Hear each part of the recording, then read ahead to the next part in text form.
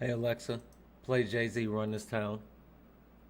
Run This Town by Jay-Z, featuring Rihanna, Kanye West, Hey on Alexa. Amazon Music. Hey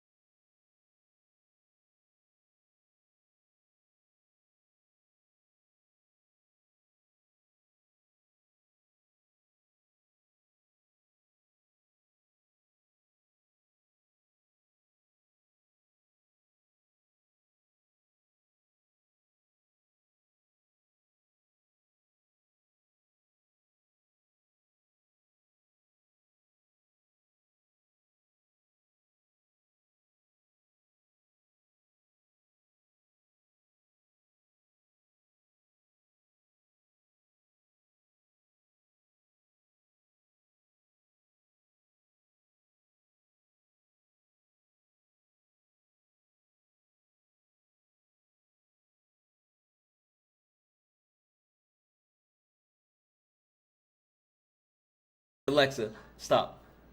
Is anybody ready for the weekend? Like, what do you guys got going on this weekend? Does anybody have any plans? Anybody doing anything fun this weekend? I want to know. I need to know. It's all love. Trump loves everyone. MAGA loves all. Peace. Yeah, listen, Keith. I mean, maybe. I don't necessarily agree, but Keith, go ahead and hit the request, get in the box, and you can actually join this conversation. I would love to hear your perspective on that, Keith. Today's your dad's 65th birthday. Tell your dad we said happy birthday. Finishing decorating for Christmas. That's awesome. That's awesome. Hey, Gasha. How you doing? That's so awesome. So what else? What are you guys doing this weekend? Guys, tap the screen. As soon as we hit 8,000 likes, we will open up the panel. As soon as we hit 8,000 likes, we will open up the panel, putting together patio furniture and putting together a tree and decorating. Yeah, listen, it seems like a lot of people have that they have it planned out. They have it planned out. Guys, tap the screen. Let's get this thing up to 8,000 likes. Trump team the big hack. I'm not sure what that means. Trump team the big hack. I'm not sure what that means. Guys, tap the screen. Come on. As soon as we get up to 8,000 likes, thank you for the heart me. As soon as we get up to 8,000 likes, I will open up the panel. If you are interested in joining this conversation, please request up. Please request up. The conversation for tonight, and guys, I need you here. I need you here on this panel with me tonight, because this is the last night. Thank you for the heart me. This is the last night that we're going to have this actual topic conversation. We are dealing with marginalized communities, and the marginalized community that we are talking about this evening is the LGBTQIA community and what that looks like in Trump's America. Christ quoted Genesis to the Pharisees. Have you not read God made male and female? Listen, Luna, get in the box. Listen, Luna, we were just having that conversation about how religion has been used when it comes to the LGBTQIA community. Luna, request up. I would love to hear from you, my friend. I would absolutely love to hear from you. Absolutely. Thank you. Guys, we are now at 8,000 likes. If you are interested in getting, thank you for the heart me. If you are interested in getting a spot on the panel, please request up. Please request up. We are going to go ahead and open up the panel. Guys, as you hit the panel, please mute yourself. I will introduce you as you get onto the panel. Luna, I'm sending you a request specifically. Luna, I want to hear from you, my friend. Luna, I just sent you a request. I want to hear from you specifically, my friend. Guys, let's go ahead and get people in on the panel. And as we start to get people in on the panel, please mute yourself. Guys, tap the screen, share the live, do all the wonderful things to let the TikTok know that we are here to have a conversation. Luna, I sent you a request. What's happening? Listen, never mind. You go ahead, D. We're going to get there. Guys, tap the screen, share the live out. Again, we are here for a wonderful conversation. We're at 10,000 likes. Let's go ahead and get this up to 25,000 likes. What's going on, Bacon Jr.? Hello. Also, guys, the daily live gift is the Thunderbolts. It's 1 cent, right? I said it as the Thunderbolts because I want to knock those gifts out. If we can knock those gifts out, it's going to help push us out to the FYP. And guys, I need you all. What up, Hawk? I need you all as active participants. What does that mean? I need you guys doing all the wonderful things. I need you tapping the screen. I need you sharing the live. I need you sending your daily heart me's. I need you guys doing all those wonderful things to let the TikTok know that we are here for a wonderful night of conversations. And we need to talk about what does the LGBTQIA community look like in Trump America. It's a conversation that has to be had. We've been dealing with this for the last couple of nights. And tonight, we're going to get into a lot of different topics. And one topic that Sean said that we could actually get into, and I think I'm going to start it, is bathrooms. Yeah, I said it. I think it looks a lot better in Trump's America. Okay. Well, hold on 1 second, Matt. We're going to get into it, okay, my friend? Yes. All right. Perfect, guys. So what we are going to do, again, we got a couple of spots left on the panel. If you are interested in actually joining the panel, please request up. We're going to go around the panel, and we are going to do introductions. If you are interested in joining the panel, please request it. Hey, thank you, BPG. What up? If you are interested in joining the conversation, please, please, please request up, and we will go ahead and get this started. Just a quick reminder to everyone, though, your boy is live on the old we're live here on the TikTok, but we're also live on the YouTube. We're also live on Twitch. Yeah, we're everywhere. We're everywhere. So guys, if you're not following me on YouTube, go ahead over there and make sure you subscribe. It's free. If you're not following me on Twitch, go ahead and follow me on Twitch. I'm going to make sure I put all the information up, but all the information is in my link tree. But let's go ahead and get these conversations started. And if you are interested in joining the panel, go ahead and request up. Luna, listen, this is my last time. I'm going to send you a request to join the panel, Luna. Listen, either you're going to accept the request or you will get muted. We're not going to let you talk from the chat, Luna. We're not going to let you talk from the chat. If you have an opinion, you have an option to actually share your opinion, and you can join the panel. I promise you, your voice will be heard. But nobody's trying to hear you talking from outside of the club. Point blank, period. All right, so this is what we're going to do. We're going to go. Let's go ahead, Sean. You got to update your live goal. Oh, yeah. I'm resetting it now. Yeah. Well, we're gonna go around the panel. We're going to do the questions, right? We're going to do the questions. We're going to see. You will block me because you hate. Luna, get in the box.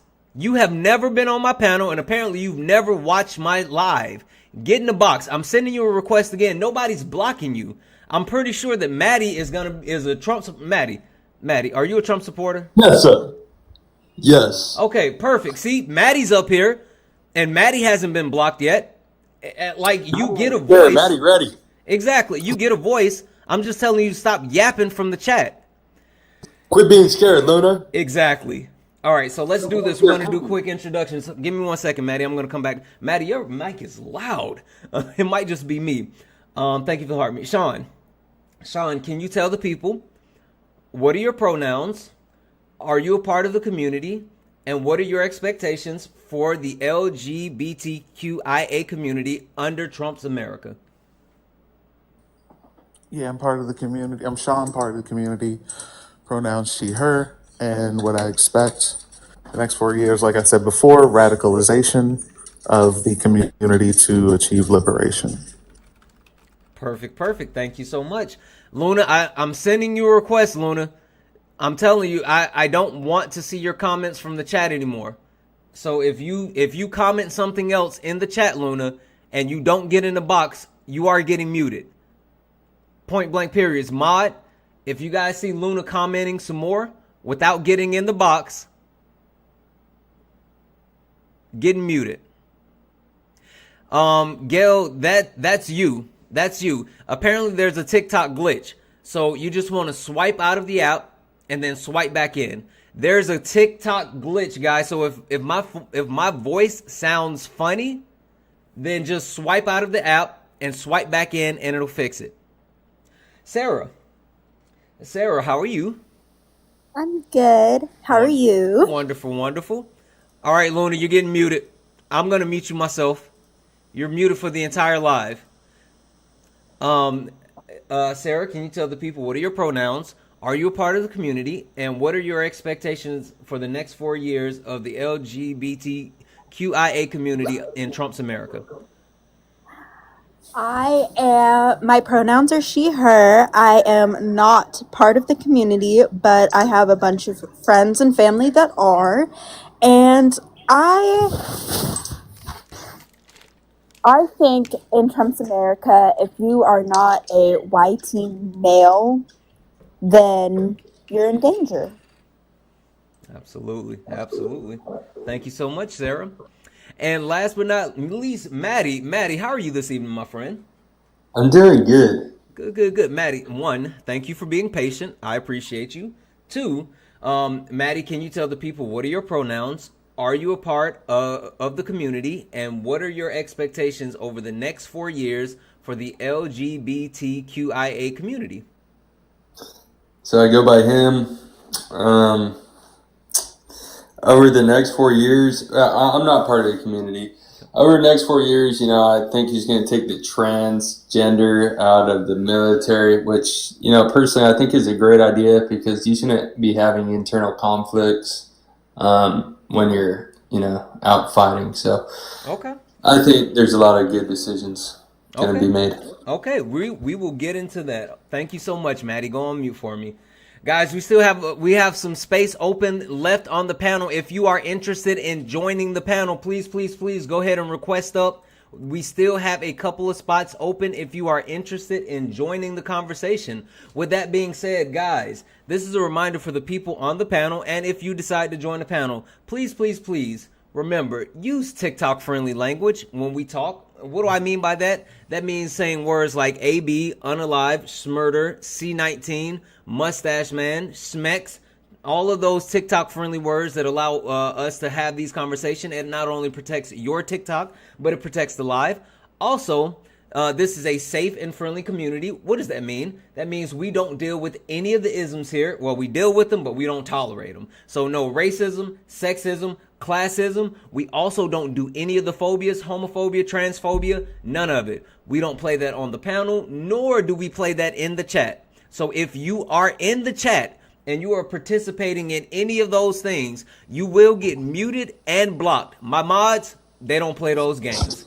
And last but not least, speaking of my mods, chat, the caps are for mods. So please be mindful of using caps. Whenever you use caps, it pulls my attention away from the panel and to the chat. So please do not use caps because I want to be able to focus on this conversation because we are having an amazing conversation. With that being said, we got two new people to the panel. Let's do a quick introduction to the new people onto the panel. Casserole, how are you, my friend? I'm doing good. Thanks for having me again. Absolutely. Casserole, can you tell the people what are your pronouns? Are you a part of the community? And what are your expectations for the LGBTQIA community over these next 4 years under the Trump administration? Yeah, totally. She, they. I am a part of the community. I said this before, and I'll just kind of repeat it just the same, that I imagine there's going to be an uptick in a lot of mental health crises and people losing lots of support systems. Yeah. Yeah, absolutely. Thank you so much, my friend. I see you, Maddie. Kimber, how are you this evening, my friend? Good evening. Doing okay here. Okay, good. Kimber, I can barely hear you. My pronouns are she, her. Wait, Kimber, I don't know. Are you on like a Bluetooth? Let me see if I can fix it. You sound like kind of low and far away. We're gonna come right back to you. Gasha, how are you this evening? I'm doing fine. I'm not going to yell at my dog anymore. Yeah, Okay. yeah. Gasha, can you tell the people what are your pronouns? Are you a part of the community? And what are your expectations for the LGBTQIA community over these next 4 years under the Trump administration? So my name is Gosha Love, and That's what I said. yes. Okay, yes, that's exactly what you said. Mm-hmm. And I am referred to by she, her, and them. And I am not a member of the community, but I'm an ally, and I support them wholeheartedly, marry them, and everything. And I expect a lot of the same as the last person that spoke that we could hear, Casserole. I expect the same thing, a lot of mental stress that we need to make sure we help facilitate healthiness for the community because they're going to go through a lot of mental anxiety and stress. So I think that just looking out for them and making sure we check on them and make sure they're doing okay. Perfect. Thank you so much, my friend. Shan, how are you this evening? Hey, Santana, I'm doing... Can you hear me? Yes, I can hear you. Okay, I'm doing great. I literally just want to come up here and tell you how big of a fan I am of you. Oh, I thank you. love your lives and I love seeing you on Dan Parker's lives as well. So I just wanted to say that, and I'm part of the gay community. Do not love Trump. Okay, okay. Absolutely Well, not. hold But on. So you're up here, so you got to join the conversation. Like, I don't know if yeah, you. of course Okay, that too. so let's do all the things. So Shan, let me go ahead and throw all the questions to you. What are your pronouns? Are you a part of the community? And what are your expectations for the LGBTQIA community over these next 4 years under the Trump administration? Okay. I my pronouns are she, her, and I am part of the community with my lovely fiance. Hey. And and thirdly, over the next 4 years, I think it's going to be a lot of social division. I think that Yeah, right. I think that a lot of people are, have said, well, there's been division in the past, but I think that there's more to come, is what I believe. And I think that we're doing almost like a backtrack in United States history. It's put it plain and simple. Okay. Perfect, perfect. Thank you so much. Go back on mute for me, Shan. And last but not least, Kimber, we're gonna come back to you. How's let's check that mic. Let's check your sound. Hi, is that better? Oh, it's so much better. Perfect, perfect. Okay, Kimber, can you tell the Sorry. people? No worries. Can you tell the people Um, what are your pronouns? Are you a part of the community? And what are your expectations for the LGBTQIA community over the next 4 years under the Trump administration? my pronouns are she, her. I am not part of the community, but I'm very concerned for the community.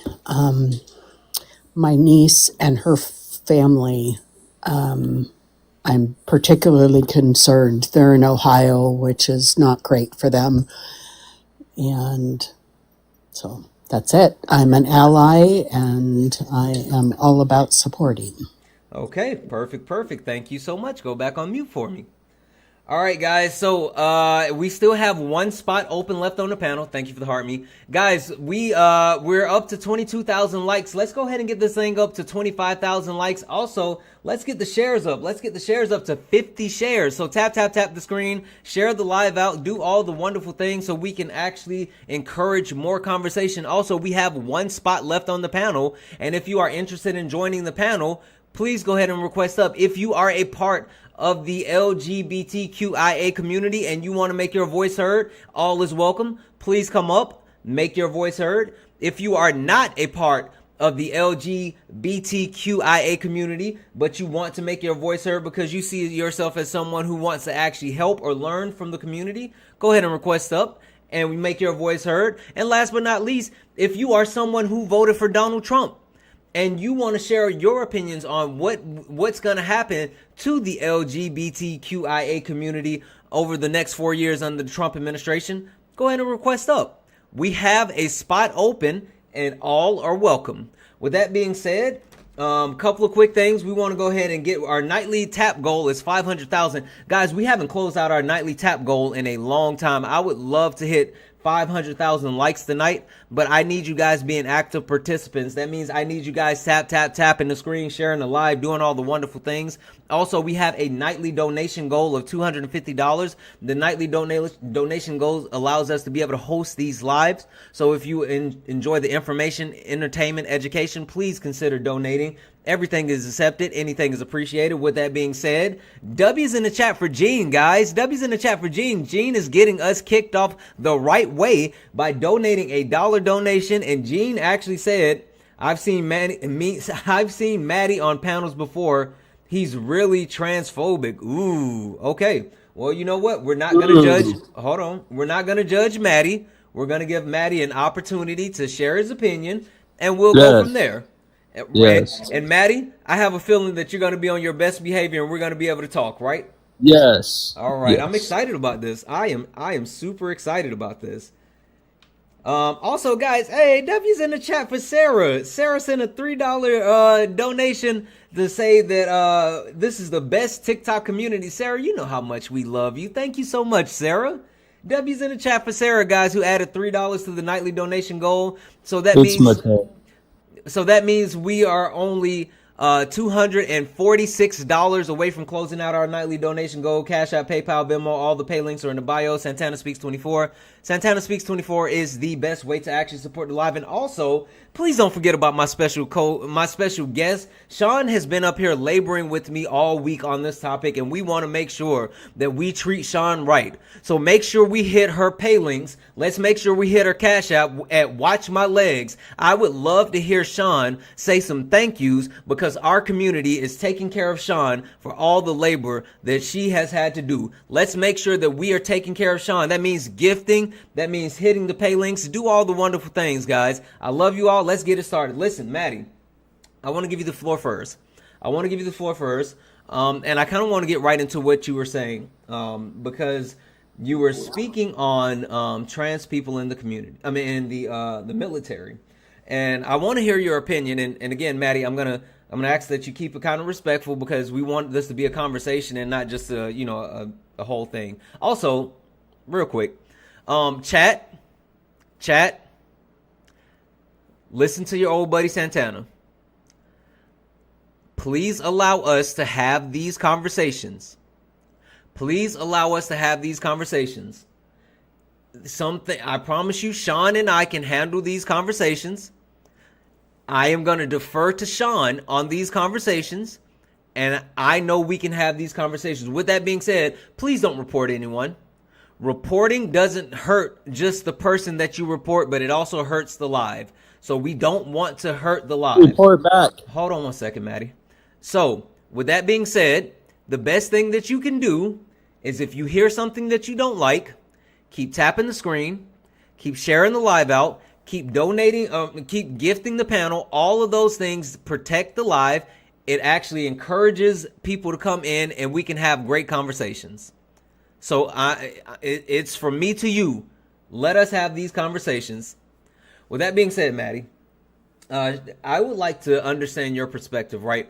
Because you said that you would like to see trans people get out of the military, which I've never understood, right? And the reason why I say that is because I'm someone who's never served in the military. So one, I would definitely like to know if you've ever served in the military. But my perspective is if there's anyone who's willing to put their life on the line and protect me and the United States citizens, I'm all for it because I know I'm not built that way. Like, I can't do that. So with that being said, can you tell me a little bit more about your perspective on that, Maddie? Yeah, my perspective is if you're hold on. I don't know what just happened, but it sounds like you're like, I don't know, you sound like you're in a tube now. What's a tube?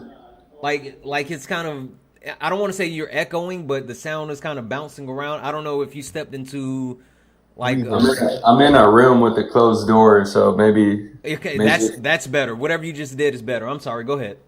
All right.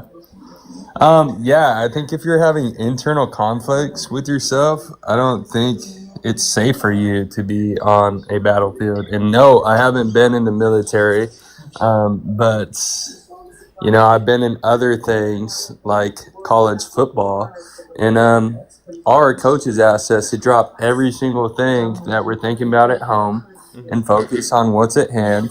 In the military, there's nothing more dangerous than that. So why? I mean, I don't see anything wrong with that. They're like the community saying they're losing their rights. I mean, I would like to hear what rights they're losing. Yeah. Okay.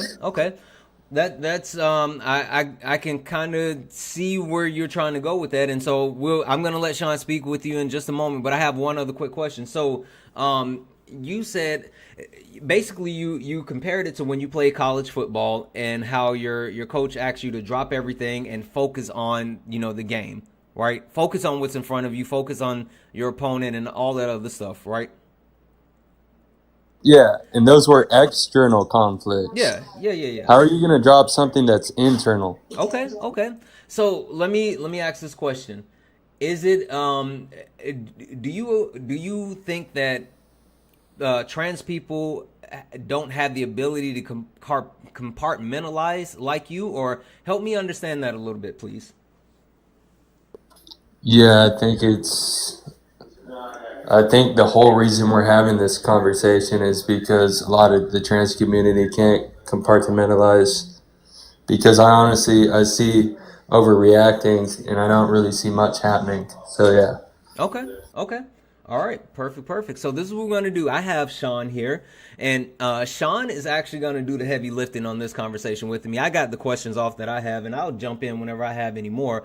But Sean, I would love to hear your response to Maddie on that one, and also, maybe hold his hand and walk him through this thought process, because I mean, his logic is basically trans people can't compartmentalize. That's why they don't belong in the military, because quote unquote they have internal strife. So they can't drop the external. I mean, they can't drop it because it's internal versus being external things. So Sean, what do you say to that?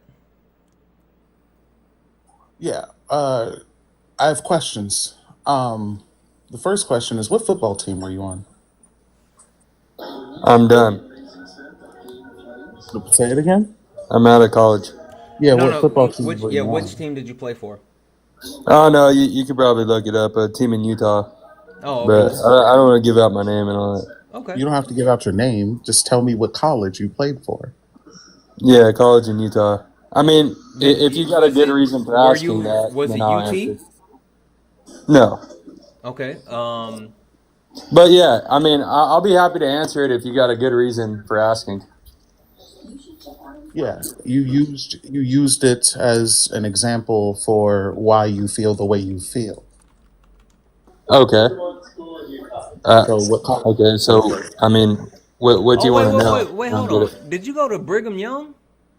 No. Oh, okay. and I'm done with You those. didn't go to Unless college you at all. can explain to me why that's a valid question, and then I'll Because you answer. used your college in order to shape your opinion of trans people. This isn't fucking hard.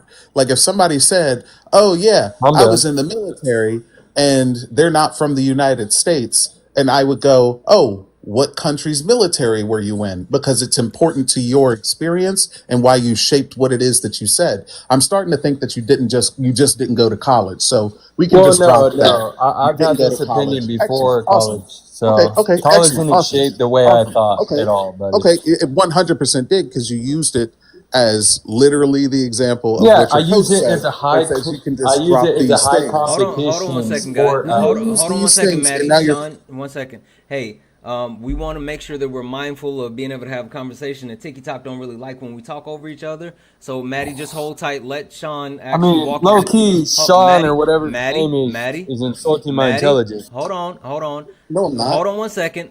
Again, I'm Sean, starting to think Maddie. you never went to college. Maddie, just You hold didn't on go 1 to second. college, nigga. Hold on 1 Like, second, Maddie. Listen to me. Go ahead, Santana. Sean is my special guest. Sean is actually guiding this conversation, and so Sean is actually just trying to understand more about you, just like I had questions. Sean has questions to get an understanding, so we can actually walk through this conversation. Now, just for me, like, it makes perfect sense, especially that's why I said, oh, did you go to Brigham Young? Because if you went to Brigham Young, then that makes even more sense why your opinion would be that way. But Sean is just trying to take you through this process of understanding you so it can actually be a conversation versus just making an external judgment, because people were just making judgments, but they don't know you. So please allow Sean to continue to have this conversation. Okay, Sean. I'm sorry. Go ahead, Sean. Yeah, so if you don't want to tell me what college you went to, it's because you didn't go to college. So we can just move on from that. Say whatever you What, want, Sean. say whatever I want? Yeah, say whatever you want, because your Okay, opinion excellent. isn't Yeah, facts. excellent. Because you're not going to say whatever it is wherever it is you went to Look, college. if you And want the to have only an people who do intelligent that, conversation, go ahead, I'm buddy. having an intelligent conversation. I'm Like asking me you telling you what college I went basis to of does your. this no justice. No No, it justice. 100% does. No, it It doesn't. I'm 100% not does. But Mormon. it's okay. I It's went okay to though. It's college in okay, Maddie. All Utah. right, all right. So Excellent, we're Maddie. gonna BYU. we're gonna All move right, we're gonna move excellent, past the Maddie. college We're gonna move question. past it. We're gonna move past it. You didn't go to college. We can just move on. So Sure, bud. now I'm going to ask you another question. How much research have you done on being trans? I'm being trans. None, because I don't plan on So being you haven't trans. done any research. Excellent. So your opinion is Why? just Why would I? absolutely voided. Have So you hold Have you on. done Stop talking. research on Stop becoming a talking. Stop watermelon? talking. Stop No. talking. Stop talking. So you've Have you done done no research research on on a becoming a topic. rat? Can someone mute him? Yeah. No, Maddie, yeah, I don't. Maddie, Can Maddie. someone mute him, Hold please? on 1 second, Like, I didn't Maddie. interrupt him the entire time that he talked, Yep. and he's sitting up here talking about things that he has no Making idea really about. stupid And he's points. Maddie, and exactly this. Maddie. This is Okay, the hold point. on 1 second. Listen, guys. Seriously, I'm sorry, not guys, but Maddie. And when I say guys, I just mean people in general. Let me just get that specific because I've been told that before. Maddie, one last time. Sean is the special guest. Sean is trying to take you through a thought process and trying to get an understanding. That's why the Sean's more questions are special happening. than me. Okay. Yeah, absolutely, Maddie. Listen, Okay. I mean, I yes. see me as the only person. Hold on. Like seriously, yes. No offense to anybody else on this panel, but Sean is more special than everybody else on this panel because I specifically asked Sean to be here. Everybody else requested up to join the conversation. I asked Sean to be here, so you will treat Sean with respect. And Maddie, this is the last time that I'm going to say it. We want to have these conversations, but if you can't have this conversation, then respectfully, you can go ahead and go. I would love to keep you here, but I'm telling you that Sean, this is Sean's live. I might be the person in this box, but Sean is running the live. So please remain respectful, walk through this thought process, and let's have the conversation. Sean, the floor is yours. Yeah, 100%. I just think it's funny that someone who keeps crashing out and can't wait for someone else to finish a sentence before they start to Insulting. He's not even having a conversation. This is what I mean right here. Maddie, I think it's funny. Maddie, It's if you funny. come, Maddie, if you come off mute one more time before Sean finishes her sentence, I'm sorry, but I'm gonna kick you. I promise you, I don't want to kick That's a you. girl? Yeah. Sean, did you listen to? I'm sorry, Maddie. Did you listen to Sean's opening? I specifically went through and I asked everybody the same questions. Maddie, I'm serious. Like serious. We're trying to have this conversation. This is the last time I'm gonna tell you. Like I want you a part of this conversation, but I need you to stop what you're doing and actually engage in an actual conversation. I'm serious. Whoever sent that gift W to you, thank you. Okay, I absolutely agree, but let's quit with the insults and let's get to the point, Sean. Okay. Thanks. Sean. Okay, we'll stop with the insults. We'll stop with you. the insults. Excellent. And, All right, and 100%. Maddie, just wait for Sean to let you know that you can come off mute and answer the question. Go ahead, Sean. Yeah, 100%. 100%. I'll stop with the insults because Maddie is softer than baby shit. So now that we've established that Maddie is softer Impulse than control, baby bud. shit, and Maddie did not go to college, we can go Impulse on control, to the bud. idea that, like, apparently trans people cannot control our emotions and we have too much internal conflict. But Maddie, the person who didn't go to college and is lying about going to He's college, talking shit. doesn't have an internal conflict and Little wants to boy. mute to let someone else finish a statement. Has an internal conflict about going to college, can tell someone else what internal conflicts are. Has done no research on trans people and I guarantee has done no research on what an internal conflict is. If I asked Maddie right now, matter of fact, fuck it, Maddie, put one thing that is defined as an internal conflict in the chat right now. Write it. Like, type it out. So I just think it's very funny that people tend to have these thoughts that they come up He with. put like, questioning who you are, questioning what you are. That was his comment that he put in the chat. Okay, so Maddie, are trans people are questioning who we are? And what is questioning who we are as an internal conflict? Is it an existential crisis? Like, what exactly would it fall under? It doesn't matter. You don't know. You haven't done any research on trans people. And I think it's funny that people who have done no research on a subject decide to say stuff about a subject and to make like a diagnosis for an entire group of people, even though they don't know shit, and they display their lack of knowledge through the Sound like an conversation. angry trans person to me. Okay, excellent. You have done no... I need water. Yep. Listen real quick while Sean is grabbing. Oh, okay. I'm sorry. Go ahead. You're good. My water's right here. You have done no research on trans You people. need a water bottle next to you to fucking even have a conversation. If you don't drink water, if you don't drink water, something is like wrong with Let you. me let me But let me say this real quick, guys. For everyone in the chat that's hey story, for everyone in the chat that's asking the question, no, we cannot kick Sean because unless hold on, let me just double check real quick. I'm sorry, not Sean. I keep saying Sean. We can't kick Maddie. Hold on one second. Let me double check. Let's introduce the two new people real quick. Is it Angel? Is that how you say your username? My name is Angeli. Angelique. Hello. Angelique. Hi, Angelique. How are you? I'm well, although I'm quite enticed by this conversation. Yeah, And absolutely. then, Hey, Maddie, please stuff wait, it. wait. Maddie, Hold on, please stuff hold it. on, hold on, hold on. I have These a couple of idealisms questions. are very old. Angel, I have a couple of questions for you. I couldn't hear you, Ask, man. 1 second, Maddie. ask who? Angel, I have a couple of questions for you. What are Yes. your pronouns? Are you a part of the community? And what are your expectations for the LGBTQIA community for the next 4 years under the Trump administration? So my pronouns are she and her, and I myself am Pacific Islander slash Indian. And because I live here in America and I was born and raised here as a Californian myself, I take pride in the fact that my parents have at least gave me a thought process and at least educated me here in America to at least have a opinion.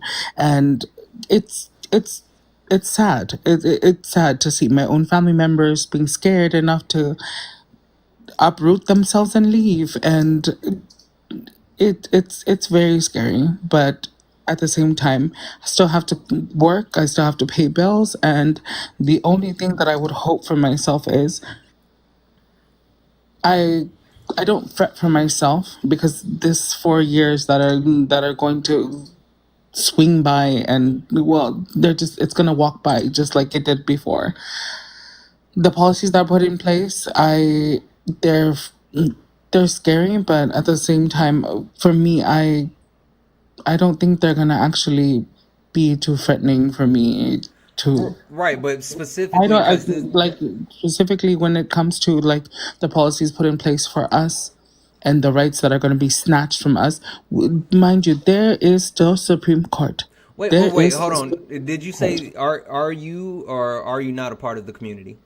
Oh yes, I'm transgender. I'm a Okay, transgender. so that's why you said us. Very proud Got it. and Okay, loud. I'm sorry. Go ahead. I'm sorry. Go ahead. Very proud and loud. Very proud and loud, but very boring at the same time. I'm one of those transgender aunties that some of us just actually we don't attend Pride because we actually have to go to work. Where were I for you guys but losing? Maddie, hold on but one uh, second, my friend. We're gonna get into it. We're gonna get into it. We're but doing introductions just like I gave you the opportunity. I'm sorry. Go ahead. I don't fret because within time there is going. I mean, policies are going to be put in place. Obviously, we knew that that's how he was in the beginning, but it's scary to look at. But it'll take time, and this is why we have faith in our government. Got We it. have faith in the fact that we have Supreme Court. Everything can be overturned.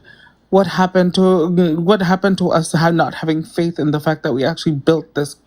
We built this nation off of our democracy, and we should have faith in that. Yep. We should Nope. have faith in that. Absolutely. There Absolutely. is I'm voting and there hoping is that reasons why we should actively. Everybody in this panel, if you, I mean, why are Okay, we well, afraid hold when we on. have it This in is our hold hand? on. This is just the introduction. I'm gonna come back to you. I'm just checking real quick Oh, something. So I'm gonna come back to you. Give me 1 second. Go back no, on no, mute no, for I'm me. sorry. No worries. But hello, everybody. Okay, bye. All right. I'll go and mute All myself. right. Got that fire. I know I'm gonna mess up your first name, so I didn't even want to do it to you. No, like none of your business. Nunya. None of your, All right, none of your. Nunya. We in the billion. How you Nunya, how are you? doing?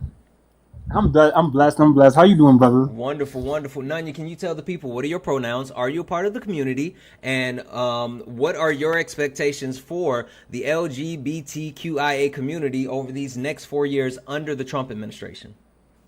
So I am. Wait, my pronouns: he, him, they, them. Um. What was the next question? Yes, I'm part of the community. I'm Black queer, and my prediction for the next 4 years. My sister right next to me hit the nail on the head that we shall overcome. I don't really think that number one, his policies have to stick, and we know that like stump talk is just, in many ways, is just stump talk. But we'll see how many of them he can actually like stick against the wall. I'm not really too worried, only because we're not reacting to him the way that we reacted, the side that didn't vote for him. Like, we're not reactional. Right. And if anything, that gives me a sense that he's going to have more on his hands than we will. And so in that way, I feel confident. So I think that the next 4 years for the LGBTQIA plus community will, I think a lot of marginalized communities will just focus on building community. Absolutely. Absolutely. And you know what? I love the fact that you said that, because again, I am running through all the different marginalized communities to make sure that we have an understanding. And this week, again, it's the LGBTQIA community. Last week, we spoke to the Black community. And, you know, next week, I officially got everything lined up for next week. If you're a sub, 1, make sure you're in the Discord. 2, you can grab a subscription. But if you're a sub, I might drop the information about what next week marginalized community will be. So there's that. So guys, with those introductions, for any of the subscribers, because you know, with being a subscriber, you get access to a couple of different things. You get access to the Discord, where you get sneak peek and official information. You get access to a fast pass if you want to get up on the panel and actually be a part of the conversation. And you get access to a monthly kick, where if someone is on the panel and they're saying some stuff that you don't like, which a lot of people were saying, can we kick Maddie? Well, no, you can't kick Maddie, because one of the stipulations for the kick is there has to be at least 2 people of the same mindset on the panel, and the person has to be on the panel for at least 10 minutes. Now, if there was somebody else on the panel currently with Maddie's position, then yes, you could. But since there is not, as long as Maddie can kind of keep it together, Maddie is welcome to stay on the panel. All right? With that being said, let me read off this one donation. W's in the chat for Gene. Gene sent a $1 donation, and Maddie, don't take this personal. This is just what they send on the. Gene put this on the donation, so I'm going to read it out. W's in the chat for Gene. Gene sent a $1 donation saying, with Maddie's logic, he shouldn't be on the panel. He's having an internal conflict with himself and a lack of brain cells. W's in the chat for Gene. W's in the chat for Gene. That means we are only $245 away from closing out our nightly donation goal. John. We're only $245 from closing out our nightly donation goal. Cash App, PayPal, Venmo. All of my pay links are in the link tree in the bio. It's going to be Santana Speaks 24, which is in the corner of the screen. Santana Speaks 24 is the best way to support the live. So if you enjoy the information, education, entertainment, please consider donating. And please take care of Sean. Like I said before, Sean is special. Sean is our special guest. And Sean, pay links, the Cash App is going to be Watch My Legs. So let's make sure that we're showing Sean some love. Let's make sure we're hitting Sean's pay links, Watch My Legs, especially as Sean is, having a conversation with Maddie. Yo, Santa Jones. Santana. I want to say this. Like, you hear the trans community already having internal conflicts about hypotheticals. Well, hey, so this is the thing that I thought was hypotheticals. Hold on one second. Please stay on mute. 1 second, Maddie. This is what I thought was interesting, right? Because I say this all the time, and this might be your first time watching us this week, and I've said this to Sean multiple times. Sean is way smarter than me, right? Not even close. And so I didn't pick up what Sean was doing until we were in the middle of it.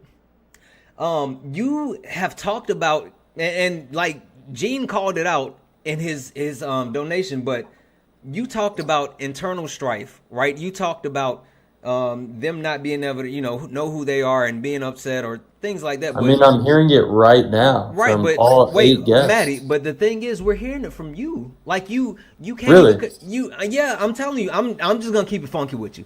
I'm not picking sides. Yeah, keep it funky. I'm not picking sides. I'm just telling you. Like, literally, I'm sitting here trying to wrangle you in so we can have a conversation, but you won't stop lashing out, and you're emotional because you're on the panel. Santana. Hold on, Maddie. You're emotional because you're on a panel with trans people. Santana. Sean, listen. Sean literally walked you into that wall and you didn't see it. I didn't see it either. Top, So no top, offense. There is top. no wall, dude. There is no wall. You hit the Like, wall. I'm just no, telling you. no. Really, what the wall was Let's go is to he a different wanted me wall. to not let my Let's go to a pride different wall. go. No. The thing is, I but- dropped my pride. I don't gotta tell him what Division One football Okay, fucking team that- I but played on in hold on. Utah. You didn't have. You Hold didn't on. go Because to. I'm not willing to give up. Hold on. My I'm not point willing to is, give up my wait, personal no. team. My heard Utah. point Are is, you a Mormon? One second. Listen, guys, I need everybody. If you're not Sean, please stay on mute unless I'm telling you it's your turn to talk. All I heard Sean do is attack me. That's all I heard. No Again, logical arguments at all. Again, if you're not Sean, please stay on mute until I say it's your turn to speak. I'm so serious. I'm not even joking anymore. I'm dead ass. The next person that's not Sean that comes off of mute without me saying it's on you, you are going to get dropped. I don't care who it is. I'm done. Dead ass serious. I am completely done. Sean, it's your conversation. Sure. I think this is funny, and this is gonna be very funny for me. Maddie, you've said a lot of things. None of them have any backing whatsoever, and you've already displayed your lack of knowledge on the trans community. So we're not even going to go into why you feel the way you feel about trans people's like internal, quote unquote, internal conflict, because you don't know anything about it. We're just going to go straight into the laws. W. Kayla for sending me a $2 cash app because Maddie is annoying. I really appreciate that. You're amazing. But Maddie, we're just going to go straight into the laws. Maddie, are there any laws against trans or gay people in the United States right now? Just yes or no? I'm not sure. You're not sure. No, I don't really look into it too deep. So you're up here saying. So you're up here saying that trans people aren't going to lose anything. There's nothing going on against the queer community, and that everyone is projecting about things. Well, there's that difference could between possibly rights and happen. privileges, buddy. There, To have your own no, there's bathroom not. is a privilege. Within a state entity, no, there's not. Rights are just privileges that are granted by To the have state. your own bathroom, buddy, But is a you're privilege. talking about. What I'm talking about is there any laws against?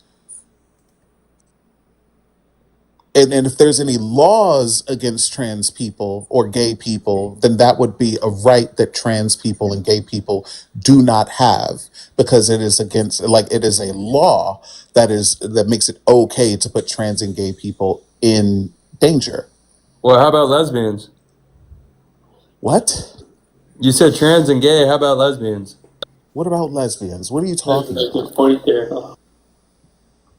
Are you I'm trying just to, saying, are you like, trying to ask like are if there you're any- really a Hold on. marginalized group, Let me ask this. if you're really a marginalized group, why don't Answer you this include question. everybody? Okay, excellent. Okay, Thanks. let's put this in perspective real quick. I'm going to ask you a very simple question. It's just a yes or no. Are lesbians gay? I would say no. They're lesbian. That is bonkers, bro. Like that is Who knows what? that is insanity. Who knows what a Anyway. woman is anymore, or a woman? So like that's what you guys struggle with. Let's Me go ahead and personally, mute him. I Let's go ahead and don't. mute him. He's just A gonna- woman is someone with a vagina. A man is Hey, someone with a Maddie, penis. So Maddie, I don't know. guarantee you wouldn't Whatever be you able to think. handle a conversation with me.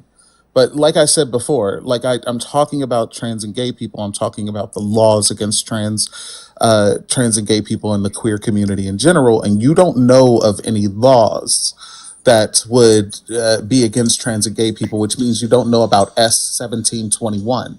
But Wait, since I you just don't want to know about clarify that- real quick. No. Hold on, Maddie. Nah, You can't you'll clarify hear later. what's being said if you're not listening. I know I'm trying to clarify something. Okay, just slow down for a second. Let Sean get through her thought process, and then you can ask the question. Yeah, which means you don't know anything about the laws against trans and gay people, which means you don't know about S1721. And that means that you're not up here talking about something that you know anything about. You're just making shit up. And when someone calls you out for making things up, you get upset and you crash out. And I don't understand how that corresponds because you're the one who came up here on your own volition. Like you decided to put your opinions out there, and when asked about your opinions, you crash out about them. You I don't just know got about the time laws, but today, you're talking so about the laws. Stop we're gonna talking. get into it. Stop talking. Stop talking. So what's the ST17 law? You don't know. Go look it up, nigga. Like, what? I'm not your dictionary. You came up here and you said Why would that I there's care? nothing against trans and gay people and that we're just speculating, yet you don't know about the laws against trans and gay people. That's Santana, I would like to clarify something he said so I can understand Well, and maybe learn something. like what it- okay. that's Go ahead and perfectly clarify. fine, but like we want Sean to be able to complete a thought. Like Go ahead and- it's go ahead and ask so me. choppy. Go ahead with your question there, Maddie. Okay. So he said like lesbian. She. Sorry. She said lesbians aren't gay. So are trans people gay? Are trans people lesbian? No. What are they? You said lesbians aren't gay. You said that. Yeah, I said lesbians aren't gay, and he called me bonkers. So he's saying lesbians are gay. Are trans people gay or lesbian? Sean? What, dog? Trans people are a plethora of things. What are you talking Too about? complicated, man. It's like saying, are men gay? Like, what? What are This you is more talking about? complicated than calculus, bro. Like, It's wow. not more complicated than calculus. You It don't know is. anything about calculus. Okay, define acceleration. No, how about this? Give me a derivative. No. No. Define Let's talk about acceleration. calculus. Give me No, the no, no. derivative of 4x squared. Define acceleration. No. Derivative of 4x I squared. asked you first. No, you're gonna I call asked me you out. first. What's the derivative of I 4x squared, asked you buddy? first. I asked you first. 4x squared derivative. Why? So you can't do it. Excellent. That's what I thought. So What's the cube root of 27? what define acceleration? To speed up. Nope. Okay, bud. This guy's ridiculous. Acceleration does not mean to speed up, bro. This dude's ridiculous, bro. What's the derivative of Let's do 4x this. cubed? What is? So let's do this. You still haven't answered. my 12x question. squared is the derivative Just of 4x listen. This will be cubed. the last question. What is acceleration? Hey, if anyone disagrees with me, let me you know. don't know. Acceleration is to Excellent. speed up. You want to know? Hey, It's to Santana. speed up. Can you just mute Who him? disagrees? Santana. Let me know. Someone. Santana, mute him. Hold on a second. Ask me. Give me your answer. Maddie, Ask me. hold on one second. Maddie, stop talking. Santana, ask me what acceleration is. Sean, what is acceleration? The speed of speed. Do you see how quickly I answered that Oh question? my God, this guy's fucking plethora of things, isn't he? I know more than Holy- you. But this Maddie, is the seriously. issue right here, Maddie. This is the issue right here, Maddie. I'm asking you about laws. I'm asking you about conditions. Speed. That shit don't even make sense, dude. Yes, it does. Like the shit you say doesn't make sense. Acceleration is Does to make speed up. sense. You're trying to tell me Of shit speed. I've learned in preschool. Acceleration is Flip the it all rate around. or speed of something. It doesn't mean to speed up. Acceleration is the increase the rate or speed of something. Oh, You are increase measuring- the In speed? physics, You are a rate of increase the change speed, of velocity Santana? per unit of time. Which means you are measuring the speed of speed. speed. I said How long speed it up. takes you- how long it takes you to get from 0 to 60, the amount of time it takes for you to get from 0 to 60. It's too philosophical You're for doing me. it as the It's speed like of speed. he's ridiculous. Don't know what you're talking about. Okay, So let's just go ahead let's do and this. talk about because trans people. I feel like that Maddie, like I need you to just take a step back just for a second. Sean, Dude, I said to speed up, and you hold said on increase one speed. second. Hold on one second. Bad faith argument. Maddie, hold on one second. Sean, I want you to finish your point, but then I want to kind of go around to the rest of the panel, and then let's give Maddie a moment to actually just have a moment, and then we'll continue with wrapping Maddie back into the conversation. So, Sean, you got it. Yeah. So this is what I mean right here. Like, and the reason you keep crashing out is because you realize that you're out of your depth with someone who knows what they're talking about. You thought you could say transphobic stuff And with all that transphobic stuff, you thought someone was just going to crash out when it turns out to be that you're the one who crashed out. You lied about going to college. You don't know about what internal conflicts are. You can't name the internal conflicts that trans people would have. You don't know anything about the laws that would affect trans people. You don't know if there is any laws that would affect trans people. You don't know what rights are, and you don't know anything about calculus. This is crazy. The stack is insane right now, Maddie. You have struck out. That is stupid as On the fuck. bench. But listen, I'm going to help you out. I'm going to help you out, right? I talked about a law before that was S1721, right? It's called the Gay and Trans Panic Defense Prohibition Act of 2019. What do you think the Gay and Trans Panic Defense Prohibition Act of 2019 means? Go ahead and just break it down, Sean, because I want to give Maddie a moment just to decompress. Oh, yeah, that's fair. Out loud.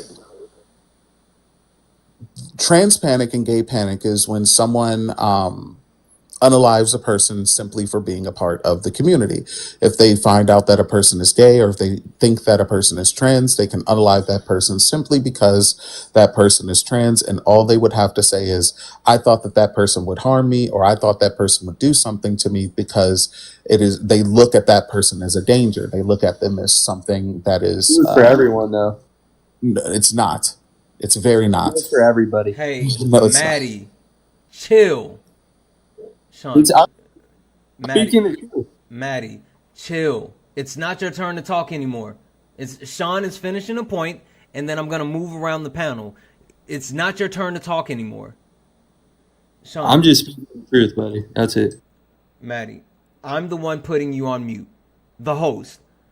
Don't come off mute again. Go ahead, Sean. Yeah, so gay and trans panic allows for someone to do something up to unaliving, from physically assaulting and unaliving a person, and using the gay and trans panic defense. That'll be S1721 if anyone wants to look it up, as a legal precedent to either bring down the severity of the crime that was done, or to have it dismissed altogether. In many places, it'll just be dismissed altogether if a person says something along the lines of, "Oh, this person was gay. I thought they were going to make a move on me," or "Oh, I thought this person was trans and I thought they were going to make a move on me. I was in fear for my own personal autonomy." Because trans and gay people are hypersexualized. A lot of courtrooms look at that as an advancement of SA. And so if a person doesn't want to be SA'd, the court sees it as the ability for them to defend themselves, and allows for that person to take whatever action they thought was important to take at the time to save, quote unquote, their personal autonomy. And so, yeah, there are laws, Maddie, against gay and trans people. And I just taught you about one. You should be paying me, but I'm just going to Those laws go for. I'm just going to settle for thank you. Thank you, Sean. I appreciate you. I appreciate you, Santana, but I want Maddie to say it. Maddie, you can come off mute. What are you showing us?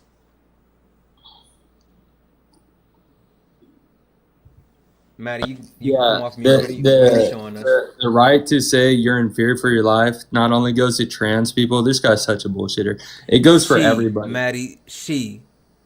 Okay, I call girls guys too, so I mean, I don't fucking know. Like, using that excuse, I was in fear for my life. People use it all the time.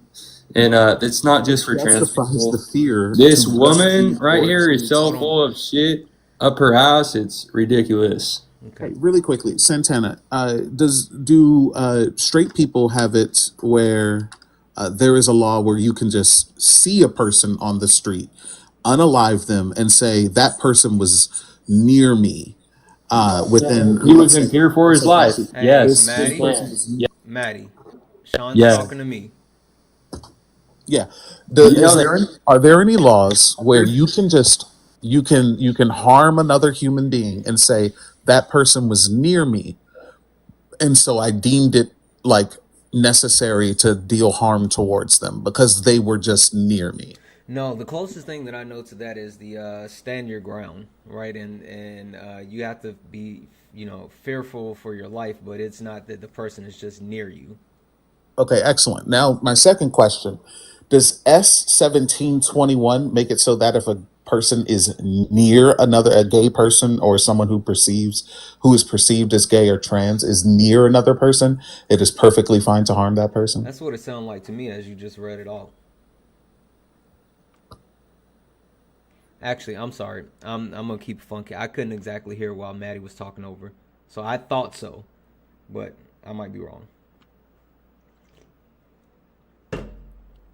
Maddie, I know you're back in the request, but I dropped you. It was me. I dropped you. I dropped you. I I don't think that you're able to have this conversation. Like I'm gonna be completely serious. Like you have been unable to actually control yourself and actually speak. So, with that being said, I don't think that you can actually join the panel. Chat, I'm sorry. I apologize. W's in the chat for Jade. Jade added a $1 donation saying Maddie is why women prefer to be single AF. Like single AF. W's in the chat for Jade. Thank you so much for that donation, Jade. Guys, we are now $244 away from closing out the nightly donation goal. Cash App, PayPal, Venmo, all the pay links are in the bio. Santana Speaks 24. Santana Speaks 24 is the best way to actually support the live.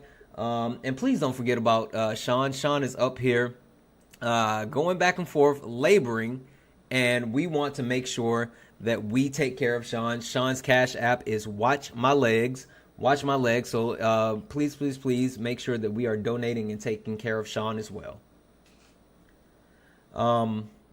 With that being said, let's move around the panel, because I want to, I mean, and I've been saying this the whole time, I want to be able to actually expand the conversation. So I want to come to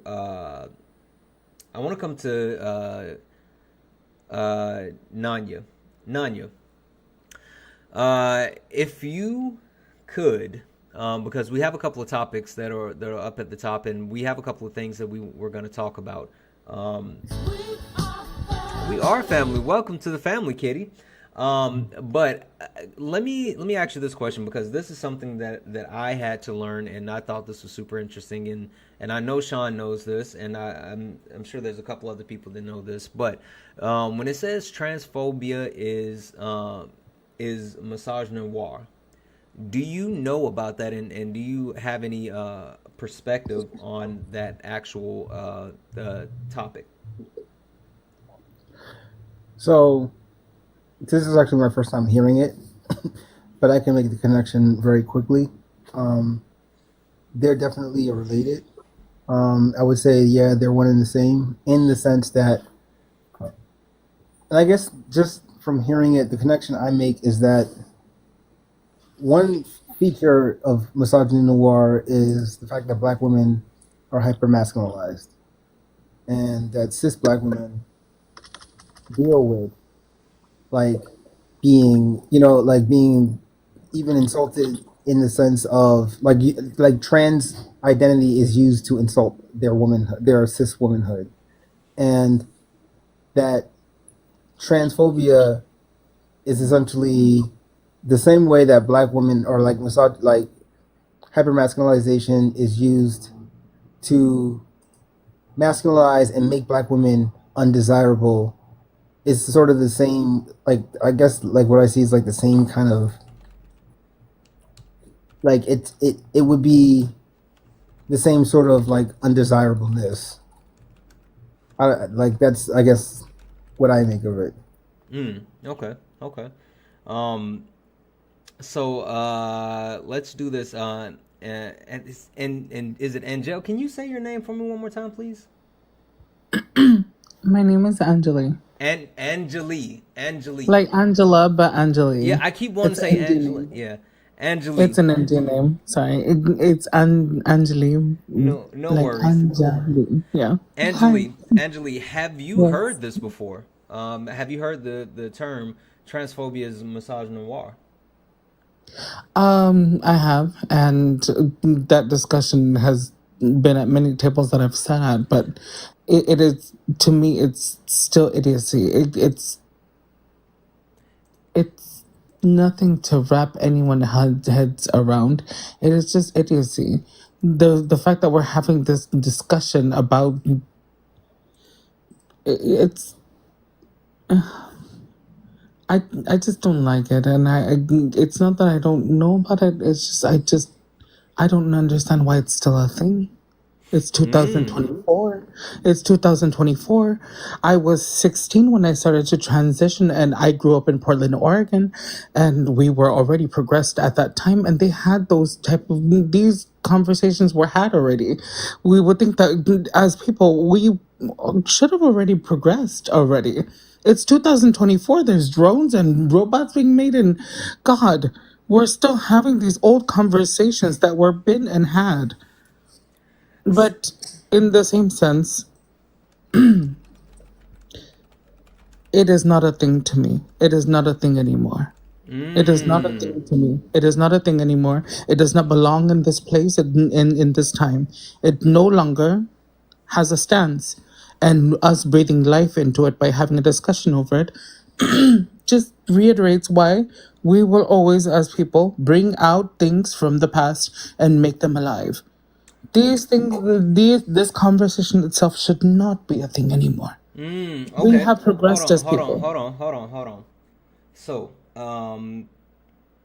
let me run through a thought train, and then I kind of want to go back to Sean on this specifically, but just stick with me for a moment. What are your thoughts on racism? The limit exists. The limit exists. What do you mean? We are, because I am an anthropologist and I also studied religion myself. My major was in anthropology, and also I love the study of people. And for me, racism itself is only a thought process that one keeps, but it is also necessary as well. It's necessary. It's necessary for us to have a structure in knowing our differences, but that's what makes us important to each other. We coexist because we are different, but then it's finding how we coexist with each other and having the tolerance and actually a peace of mind to know. So racism itself is a construct that we built.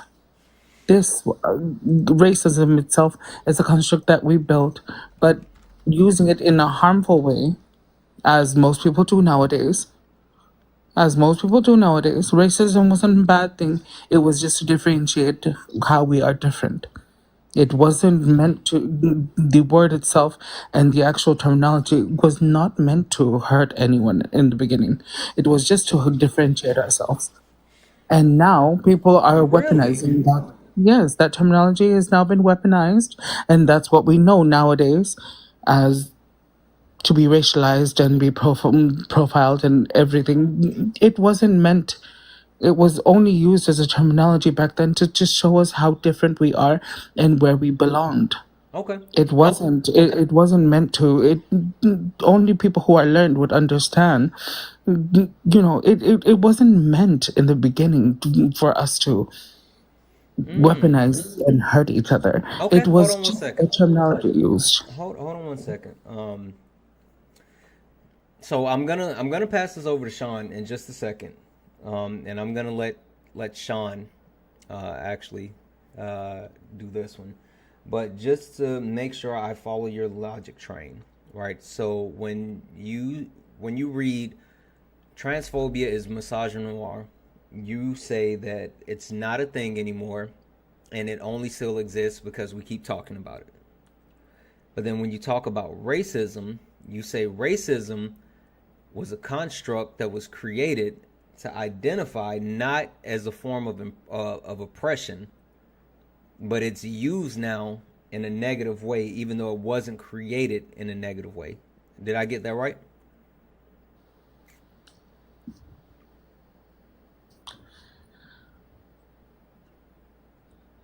Now, see, when you're giving my words back to me, then I feel stupid. So, well, not feel stupid, but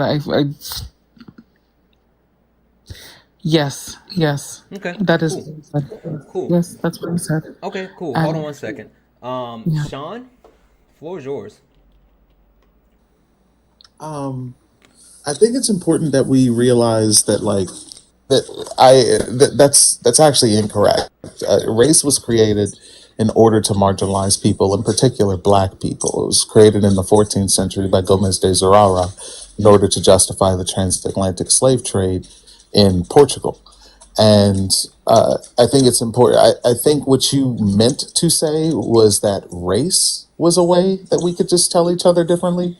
But even that isn't true because race was created on the basis of racism. Racism. Yeah. I'm sorry. Go ahead, Sean. No, you're good. You're good. It's just I think because I get wanting to be optimistic, but this is something that I really need to tell my people, and this is Black people, gay people, and anyone really even with quote unquote learning disability. I have autism. I need y'all to like listen up. If you're neurodivergent, if you're Black, and or Hold if on, you Sean. I got it. Cause like when we talk to my chat, this is how chat. I need y'all to lock in right here. Well, right here. Okay, Sean. They listening now. You got it. no, but I'm so serious. I'm so serious. The optimism is the optimism at this point is toxic. Saying things like, "Oh, these people didn't mean to do X, Y, Z," or "This wasn't meant to do this," or "This isn't mean, this isn't that." The world. I need y'all to realize this. The world hates Black people. The world hates Black people. The world hates Black people. The world hates women. The world hates women. The world hates women. The world hates queer people. The world hates queer people. The world hates queer people. The world hates your neurodivergence.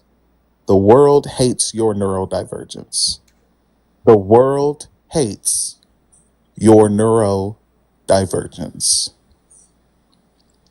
Everything within these systems are meant to put you in a box so that it can justify your marginalization. That's it.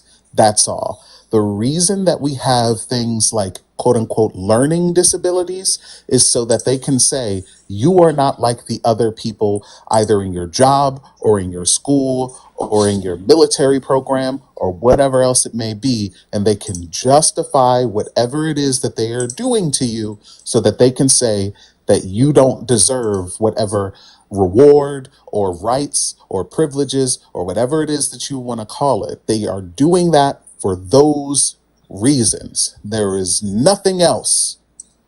We live in a capitalistic white supremacist structure that is based on colonialism. Everything they do for your detriment is to build themselves up because they have to do that.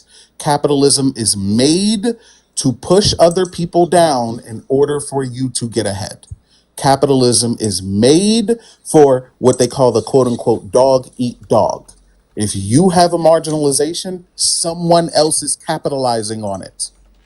If you have a quote unquote learning disability, someone else is capitalizing on it. And these structures are meant to be put in place through the traditionalism that has been instilled in us by colonialism. The colonial aspects and the states that were created by colonialism, and this means the states in which we live, not just governments, but governments as well, that have what we call a monopoly. In Marxism, we call it a monopoly on violence. The state has the upper hand in violence. If you go up against the state, the biggest thing that you are worried about is unaliving because either the police or the military are coming after you. They have a monopoly on violence. The people do not. And the structures that they put in place, they are here to uphold. And the optimism to say they are not trying to unalive you at every twist and turn that you go through is a lie. You are lying to yourself. They hate your disability. They hate the fact that you are a woman. They hate the world just rejected a more qualified well, not the world, the United States just rejected a more qualified candidate for the presidency because what was between her legs and the color of her skin. Stop lying to yourself. That's what I got for right now. I think we all need a moment. Um, Listen, I'll give everyone a little bit of insight. The reason why, um, the reason why last week our focus on our conversation was geared towards black people. It was intentional. The reason why the conversation this week is geared towards the LGBTQIA community. It was intentional. The reason why the next couple of weeks there's going to be multiple marginalized groups highlighted, and we're going to have these conversations with these marginalized groups. It's because it's intentional. I don't have to say anything else because Sean said exactly what I'm doing. So hopefully you guys will get it. With that being said, let's introduce the two new people on the panel, and let's push it around a little bit. Let's get around a little bit. Let's go. Jay, how are you? Good. How are you guys? Wonderful, wonderful. Jay, can you tell the people what are your pronouns? Are you a part of the community? And what are your expectations for the next 4 years under the Trump administration for the LGBTQIA community? Yes, I am a part of the community. I know that I sound a little bit young, but I promised that I'm 20.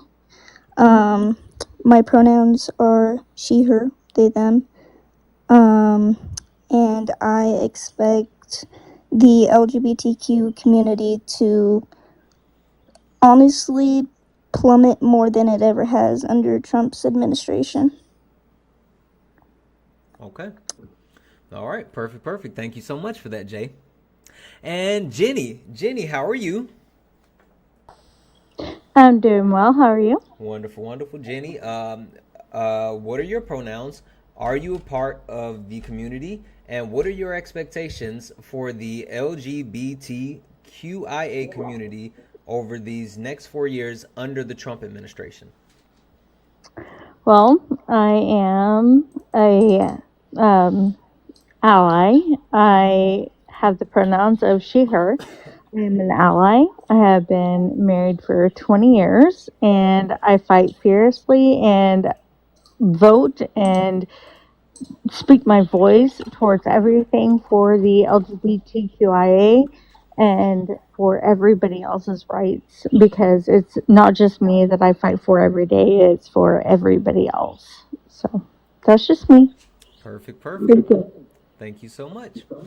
All right, Sean, I know you said that you were going to stop talking for a while, but I'm about to come back to you because now we're about to get into the topic where I originally said, that's what I want to talk about, and which people have been saying, talk about the bathrooms. So we're going to talk about the bathrooms. We're going to talk about the bathrooms, but I just want to say a couple of quick things. Guys, we're only at 81,000 likes. The likes aren't moving, so what I'm going to do, just to incentivize you, we got our old friend, the countdown clock. And we're going to set a 10-minute timer. We're going to set a 10-minute timer to get up to 105,000 likes. If we're not up to 105,000 likes by the end of the 10-minute timer, then we're going to go to sub only. So guys, tap the screen, share the live out. We're only at 136 shares. We need to be at 200 shares. I need you guys to be active participants. Tap the screen, share the live, gift the panel. Also, guys, we still have $244 left in our nightly donation goal. $244 left in our nightly donation goal. So Cash App, PayPal, Venmo, all of my pay links are in the link tree in the bio. Santana Speaks 24. Santana Speaks 24 is the best way to actually support the live. So if you enjoy the information, entertainment, education, please consider donating. Everything is accepted. Anything is appreciated. And please do not forget about Sean, because Sean has been up here dropping jewels, dropping boulders, and I think Sean has some W's to drop. Sean? I do. Jade sent me a Cash App, and I appreciate that so much. Thank you so much you're amazing. You all are so amazing, sending Cash Apps or whatever. And it is just, you said, because you told me to preach and you love me. I love you. Thank you so much. Sean, my community be coming through. 100%. Yeah. So, Sean, what the fuck is the deal with the bathrooms? Like, I got you. I'm gonna kick this off, and then I'm gonna let the rest of the panel speak for a let's while. go. Let's get into it. I want to understand it. Like, maybe it's me, as I quite say during sparring. Maybe it's just me, but I don't get the big deal about the bathroom. So maybe you can explain it to me. So, queer people in general are hypersexualized, and especially trans people. And so, the idea of trans people going into places that all of these things, all of the qualms, I guess you would say, for people to be against trans people when it comes like sports, bathrooms, locker rooms, all of these things are connected. Because they say things like, oh, well, trans people can quote unquote overpower. They're really more so worried about trans women. They're not really worried about trans men. They go, trans women can overpower women. And since they believe that trans women are men, they will say, like, oh, well, a trans woman just wants to go into the bathroom to ogle at the women in the bathroom and to assault women who are in the bathroom. And they are over sexualizing trans people, which is an issue. And they are also, and I kind of hate to say this because it sounds like it gives them something, but just know that when I say this, I'm not giving any transphobes anything, but this is something that they are doing on the basis of their analysis, is that they're undermining the abilities of women. They believe that women are just these helpless beings that, can't fend off anyone, and it's a point of misogyny as well. The bathroom thing, I don't necessarily know when it started. I know when it got big was around 2017 when the whole Jordan Peterson debacle kicked off. But yeah, that's what I'm gonna say for now, and I'm gonna let the rest of the panel say something. Cool. So I got two quick thoughts. And then I'm gonna introduce the two people on the two new people on the panel, and then I want to come to Sarah. Then we'll go to Casserole. We'll move it all around. Two quick thoughts. One,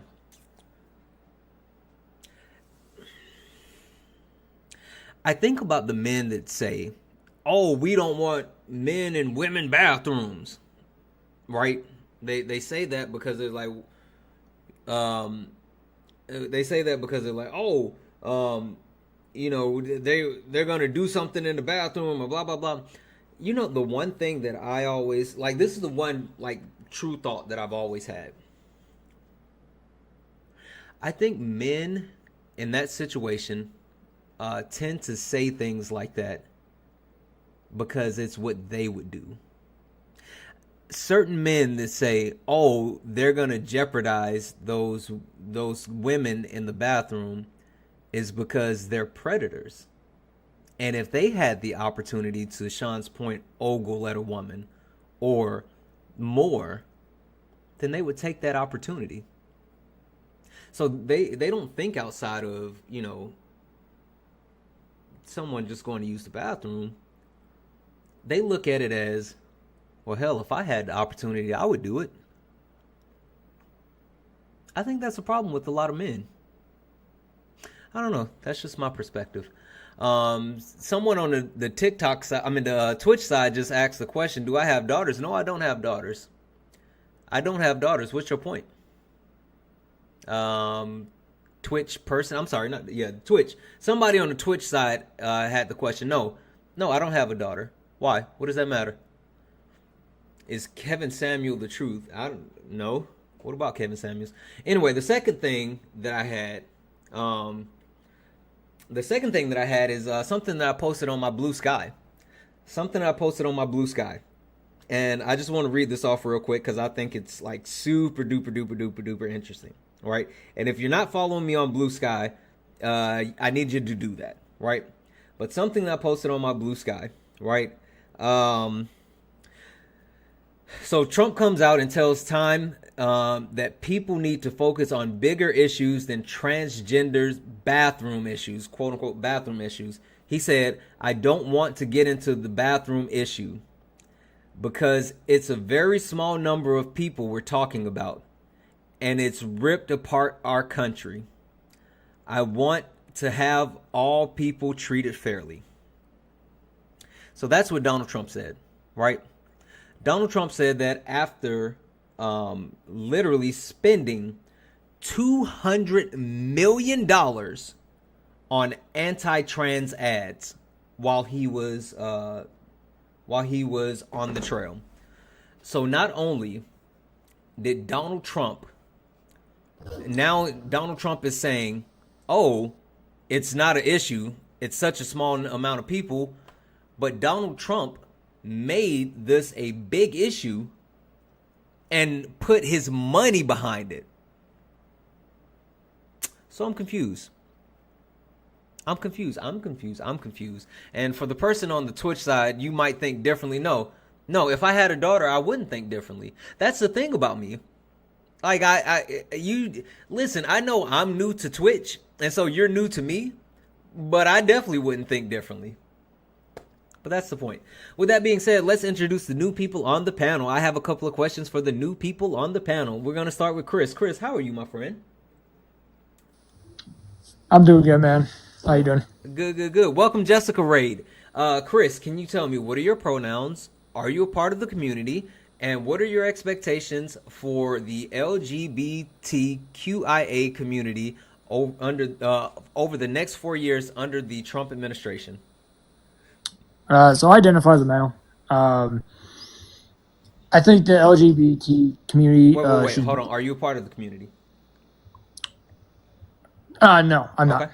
Okay. I believe it should.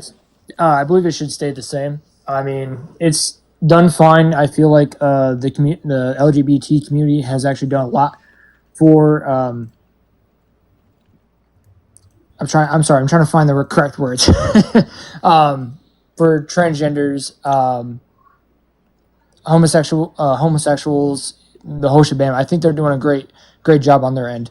Do I disagree with some of the stuff? Yes. But I feel like they are doing a good job on their end. But yeah. Right, but I guess let me clarify that question.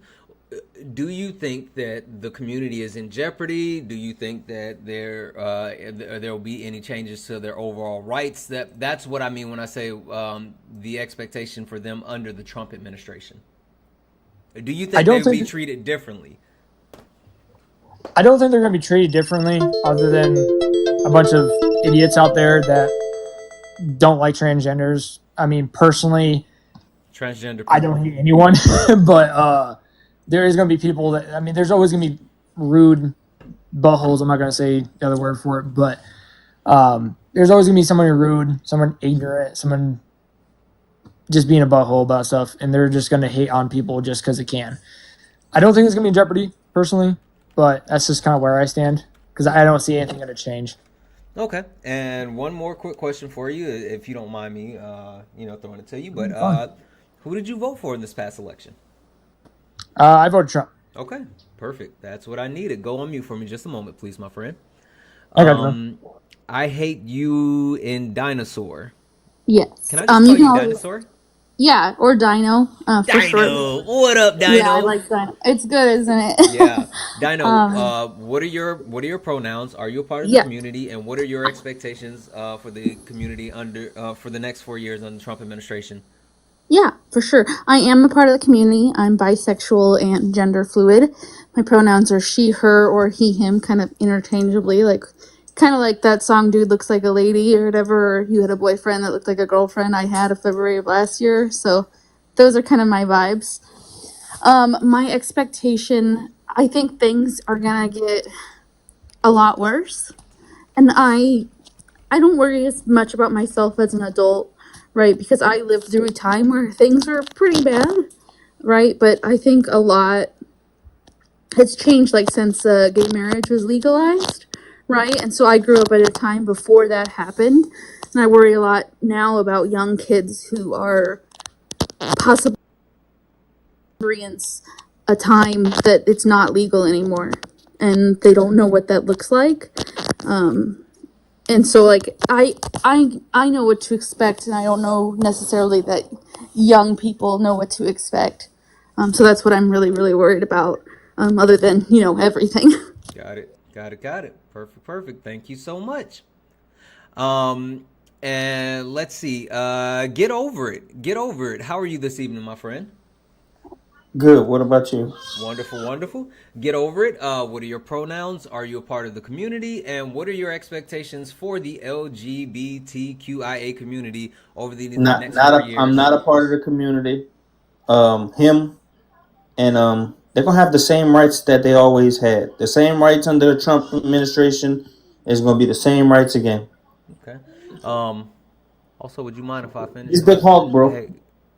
They God damn it, Big Hawk. Yeah, they manner my other page, bro. Well, you need to act right. That's because No, it's because you've been out here in these TikTok streets the showing out. Alphabet agency, the government agency. No. We was talking about the government agency. Yeah, listen. That's because you need to act right. You out here in these TikTok streets wilding. You know it. Yeah. Okay. Hey, listen, I'm off till January 10th, so I'm chilling, brother. The 10th or the 11th, one of the two. Okay. They can't take off like that. Yeah, whatever, dude. All right, go back on mute for me a minute. All right, so let's do this again. I want to move it around the panel, and I would like to get the opinion of the rest of the panel about the actual bathroom issue, and then we'll get into it. So, Sarah, I'm gonna come to you first. Sarah, what are your thoughts as far as the overall bathroom issue? I wanted to say one thing. We talked about this yesterday, and the problem with ignorance, and I feel like Maddie was just that perfect person that said these. He was very ignorant. He didn't want to learn about anything. He just wanted to dehumanize the LGBTQIA community because he didn't want to learn. People are so scared to learn about about things that they weren't normally taught as children. And I know it's scary to change the way your brain thinks. But my opinion on the bathroom matter, I don't know why it's a huge issue. If this is gonna sound gross, but if men wanted to touch you, they don't need the bathroom as an excuse. And the thing that I'll say about that is there is quite a lot of schmexual predators out there, and I do agree with you. I mean, they're not. They don't need a bathroom to be who they are, and they are clearly not only out and about, but also in the White House. Thank you, Sarah. I appreciate that. Casserole. I'm gonna get off, but thank you guys. No. I love speaking about all these topics. Thank you, Sarah. I appreciate you coming up. Casserole, what is your opinion on the whole bathroom thing? Whew. Okay. My answer is kind of like a three-part. First off, it's statistically just completely rare for there to be any sort of violence that occurs in that setting. So one, it's irrational. Two, I think that one of the biggest things that people don't understand about this fear is that what they're inherently saying is that cisgender men are inherently predatory and dangerous. And instead of facing that issue head on, they choose to go for the minority group that can be scapegoated, which I think is really sick. And thirdly, I think inevitably that people need to understand that boundaries are not about me telling you what to do. It's about me saying what I'm not willing to do. And so if you have discomfort entering a restroom with someone simply because of who they are, then you should probably see yourself out because inevitably that's a boundary. But approaching that person and expecting them to be uncomfortable and leave is, in my opinion, I mean, coming from a place of psychotherapy, completely unreasonable. Got it. Thank you so much for that. I appreciate it. Let's see here. Jay, what are your thoughts on the whole bathroom issue? I think that it is a very real thing for people to be worried. Not on like the side of like, oh, I don't want men in women's bathrooms or women in men's bathrooms. I think that it's a worry for and a harmful thing for the trans community and for the LGBTQ community in general. I think that it's a conversation that needs to be had, and people need to stop worrying so much about what's in people's pants, and just let people fucking, like, oh, sorry for swearing, to just Dollar in the swear jar. to just go to the bathroom. Like, why are we so worried? And, like, just let people do their thing. Like, you're in the bathroom to go to the bathroom. Like, why are you so worried? Absolutely. Absolutely. Thank you so much for that. Let's see here. Nunya, break it down for me. What's the deal with the whole bathroom issue? What's happening?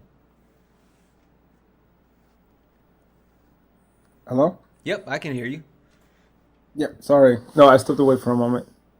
Oh, okay. Yeah, no worries. I was saying, can you break it down for me? What do you think the whole deal is with the bathroom issue? So, I think that it's just all nonsense. I don't believe trans women, because that's who the target is. I don't believe trans women are a threat at all. Not that I don't believe, I know that trans women are not a threat at all. The numbers just aren't there. So if the numbers aren't there, why are we, like, what's the threat? And like, it's like Comrade Sean says, you know, it's the hypersexualization of trans women. And because of that, you know, we're witnessing the type of propaganda that's, you know, akin to like mass schmenicides, like the budding of mass schmenicides we've seen in the past. So we need to be careful. Mm-hmm. We need to be careful.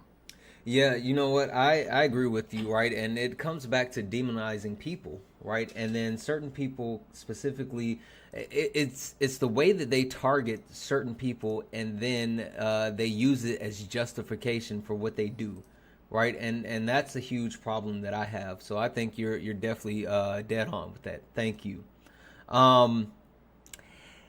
Dino, what's the deal with the bathroom? So for me, I do worry about the bans. I think that it's going to disproportionately affect Black trans women the most, and kind of Black women in general, right? Because Black women are already more likely to be called a man by cisgender white guys who want to erase their identities and already get harassed for that kind of behavior. So I worry about that. And then I worry too about, like, I think a lot of people don't understand what it means to regulate who is in the bathroom and kind of what that's building to.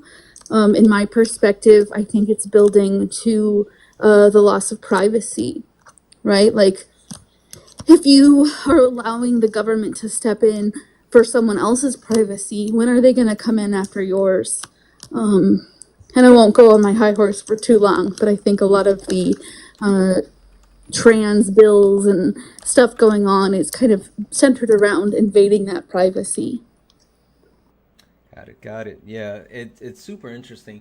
It's super interesting how certain people of the Republican Party, they believe in small government, but yet they are doing things that put the government in certain places where they shouldn't be, i.e. in people bathrooms, i.e. in people doctors' offices. It's super interesting how they want to infringe on certain rights, but they tend to worry about, their right to bear arms and their right to free speech. It's super interesting how they pick and choose when they want big government and when they want small government. How about just consistent government? I don't know. It's just my thought. Thank you, Dino. I'm gonna come to Chris, but before I come to Chris, I'm gonna let you know that we have the person who sent this donation on the panel right now, guys. W's in the chat for Ty. Ty sent $1 donation to say, can you please let Chris know that adding S to the end of transgender and homosexual makes him sound prejudiced. It's the same as adding S to YT or black. So yeah, and that's why I was saying transgender people. So you just want to be mindful of that. But W's in the chat for Ty. Thank you so much, Ty, for that $1 donation. Guys, that means that we are now only $243 away from closing out our nightly donation goal. Guys, Cash App, PayPal, Venmo, all of my pay links are in the link tree in the bio. It's going to be Santana Speaks 24. Santana Speaks 24 is the best way to actually support the live. So if you enjoy the information, entertainment, education, please consider donating. Everything is accepted. Anything is appreciated. With that being said, Chris, the floor is yours. What are your thoughts on the whole bathroom issue? First off, I want to say Sarah actually made a good point, by the way, earlier. So for me, I just think it's just more uncomfortable for people that are not educated on it. I personally don't care. I mean, if someone comes in, I really like, and they identify as whatever they identify as. I don't want to sound like a jackass, pardon my language. But if they identify as whatever, they can use whatever bathroom they want. I really could care too less. But I feel like it's just uncomfortable for certain people. So, I mean, and it also comes down to the same topic is we use the word safe place a lot, or safe area or whatever. Well, what about people that feel uncomfortable? So your thought process is more so behind the comfortability of the people that's in the bathroom. Is that accurate? Yeah, I'd say so. Yeah. I mean, like I said, a lot of people in America are very traditional. So we can't also just tell them, like, hey, just relearn everything. I mean, they have to gradually learn. Like everyone has, education's key at the end of the day. So, like, everything we are learning, human nature is evolving. So they have to learn, yes. And I don't want to sound like a jackass, but we have to let them gradually learn, because if we throw the knowledge at them, they're just gonna become a bunch of ignorant people. Okay. All right. That is definitely a thought. Thank you for that, Chris. Let's go to Nico. Let's introduce. Oh, I'm sorry. Real quick, guys. Apparently, we're in a subwave.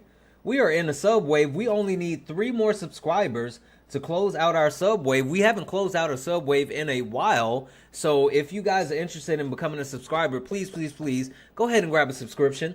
With closing out, we only need 3 people to close out our subwave, but with becoming a subscriber, you get access to our Discord, which is an amazing Discord. You get access to a lot of information. You get access to a lot of resources, tools, a community. It's an amazing thing that we're building in the Discord. You get access to information before everyone else. I am gonna drop next week's information in the Discord tomorrow. Yeah. So the Discord gets to find out about things beforehand. You also get access to a fast pass, where if you want to get up on the panel and you want to join the conversations, you actually get a fast pass being a part of or being a subscriber. And last but not least, you get access to a monthly kick, where if there's someone on the panel saying something that you don't like, and there is someone of the same thought process on the panel with them, and they've been on the panel for at least 10 minutes, you can actually kick them. So if you are interested, go ahead and grab a subscription. We only need 3 more subscribers. 3. Just 3. There's 180 people watching. We only need 3 to close out our subwave. So with that being said, hey, Diney, welcome to the family. With that being said, Nico, what are your pronouns? Are you a part of the community? And what is your expectation for the LGBTQIA community over these next 4 years under the Trump administration? Okay, I'm 44. My pronouns are they, them. I am part of the community. I'm still trying to figure out what that is right now. I'm kind of going through a bit of an identity discovery. I was calling it an identity crisis, but it's more of an identity discovery. I'm leaning more towards agender, but I'm still trying to figure that out for myself. In terms of things under the Trump administration, I am from the UK, so I like to ask this question before I speak on it. Respectfully, do you want me to weigh in on that, or? You know what? Welcome, Harry Raid. Sean, it's your call. I'm following your guide on this this panel. Go ahead. Okay. No, I just like to ask that respectfully because obviously I'm from the UK. Yeah, no, thank you. From what I've read, and from what I'm already seeing from people in the country, it's going to be very horrendous for the LGBTQIA community. In terms of what his policy is outlining, in terms of things that are already taking place in respects to same-sex marriage being removed from Tennessee, things like that. And also with Trump being in office, it gives all the hateful people a green light to come out in the open and be bold and loud with their hate. So I personally think it's going to be very bad. And then in the UK, we tend to copycat what the States does. So we're probably going to be experiencing the same. I mean, we've already experienced, this week we had a permanent ban placed on puberty blockers here in the UK. The pathway for getting gender affirming care for transgender people is very difficult and very lengthy. So we're already experiencing stuff like that here in the UK, and I think it's just going to get worse. I feel very scared for the community. Yeah, no, absolutely. I definitely understand.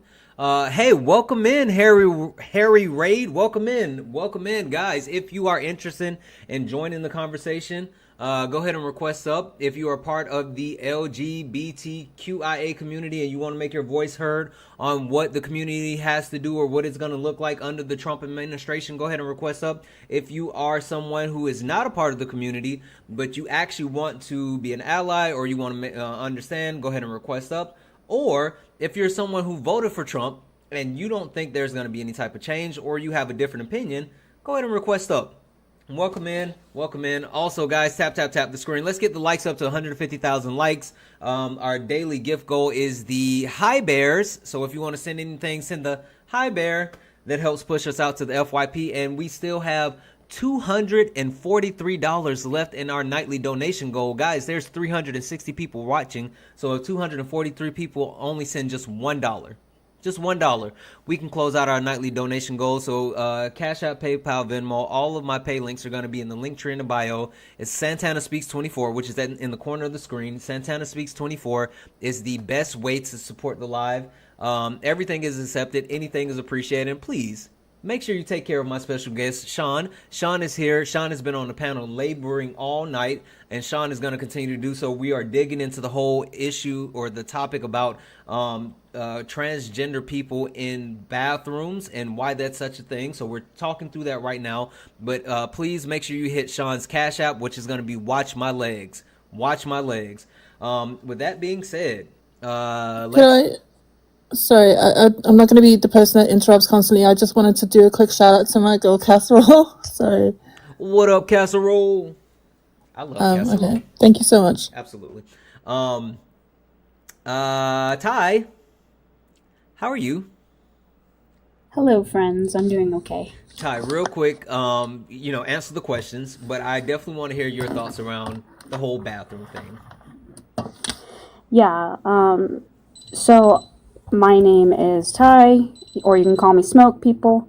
I am a part of the community. I am non-binary, pansexual.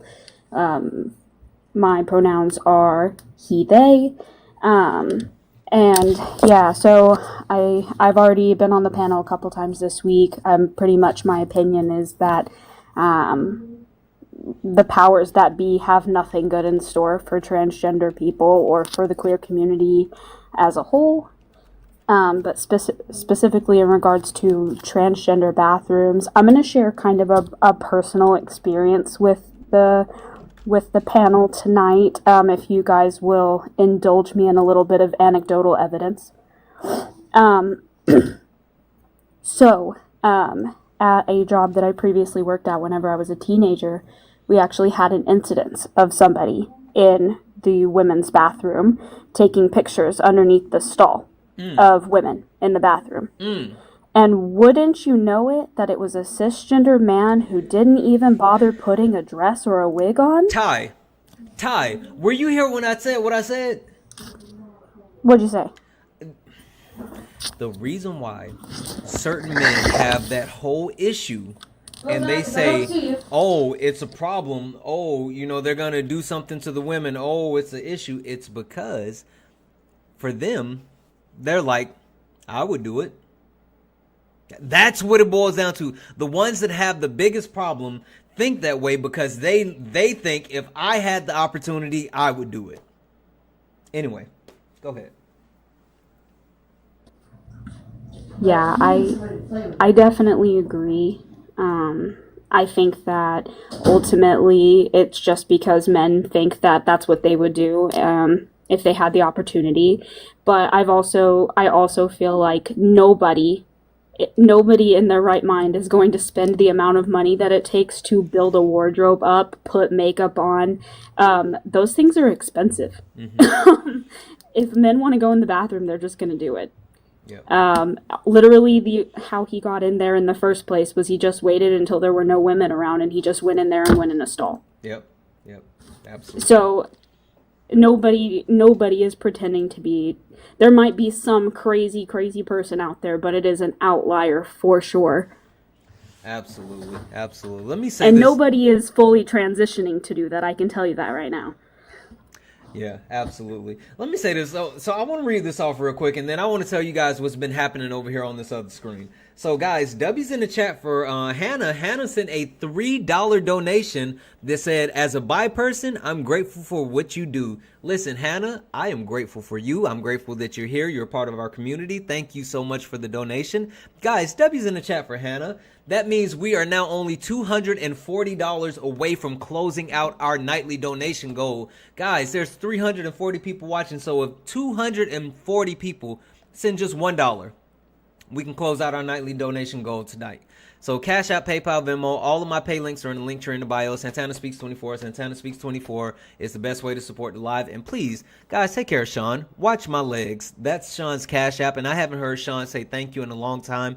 I want to, as a matter of fact, mods, can we put Sean's Cash App in the poll so we can make sure that people have access to it? Watch my legs. I would love to hear Sean say thank you to somebody. And last but not least, guys, we're only 2 subscribers away from closing out our subwave. We got 3 minutes left in the subwave. If we can get 2 more subscribers, we can close out the subwave. That gets you access to the Discord, Fast Pass to join the panel for these conversations, and it gets you access to a monthly kick with some type of stipulation. So if you're interested, please go ahead and grab a sub. We only need 2 to close out a subwave, and we haven't closed out a subwave in a while.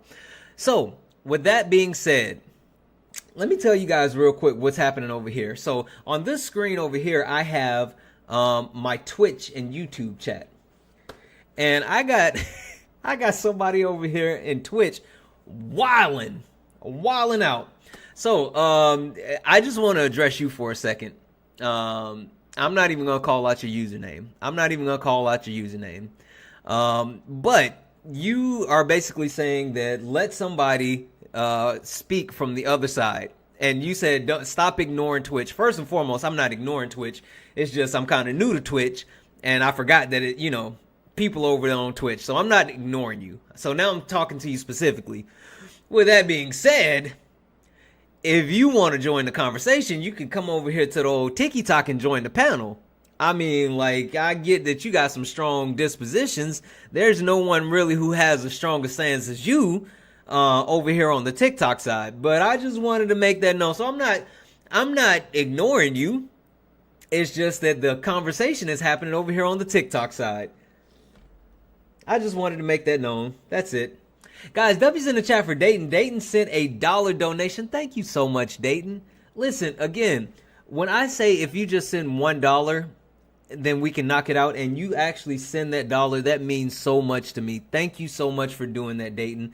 Dayton sent $1 saying, love what you do. Thank you so much, Dayton. Thank you for being here. Guys, that means we're only $239 away from closing out our nightly goal. Thank you so much.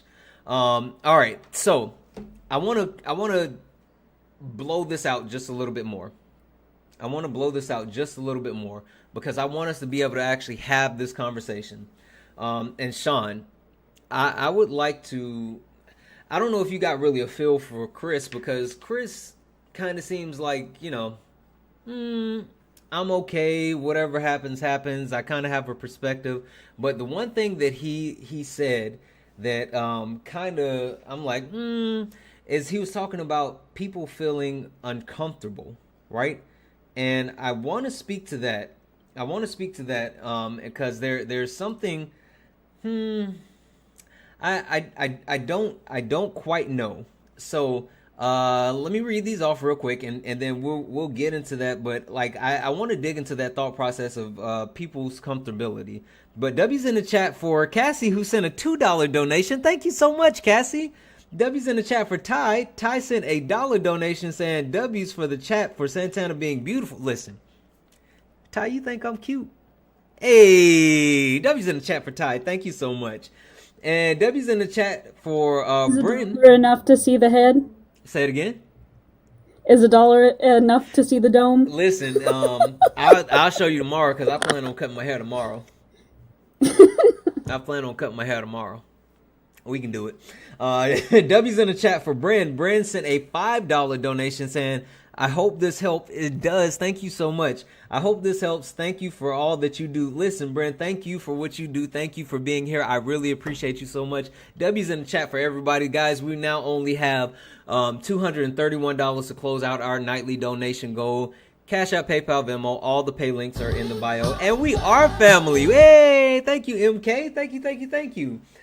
Sean, what do you think about that? We need to make people feel comfortable over people being able to use the restroom with where they identify it. What are your thoughts? Yeah, comfortability doesn't really have much of anything to do with it.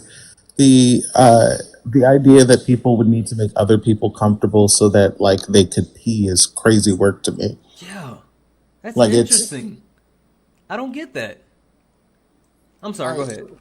No, you're good. You're good. It's just like it goes into this idea of like you would need to justify to me why someone would be uncomfortable with trans people, and like saying, oh, it's tradition. That ain't it. That's not a reason. That's just you being uncomfortable. Like you're not telling me a reason as to why you have to be uncomfortable with trans people, or someone has a reason to be uncomfortable with trans people. Got it. Chris, would you like to kind of respond to that and give us a little bit more of that thought process? Because I don't know, maybe it's just me, but when I go into the bathroom, I genuinely don't think about other people. I've never had a thought of going into a bathroom and thought to myself, like, I wonder if that's an actual transgender man or anything like that. I just go into the bathroom because, sometimes I gotta pee, sometimes I got the bubble guts and I gotta go. Like, it just depends. But can you give me a little bit more about that? Like, I don't get that. So,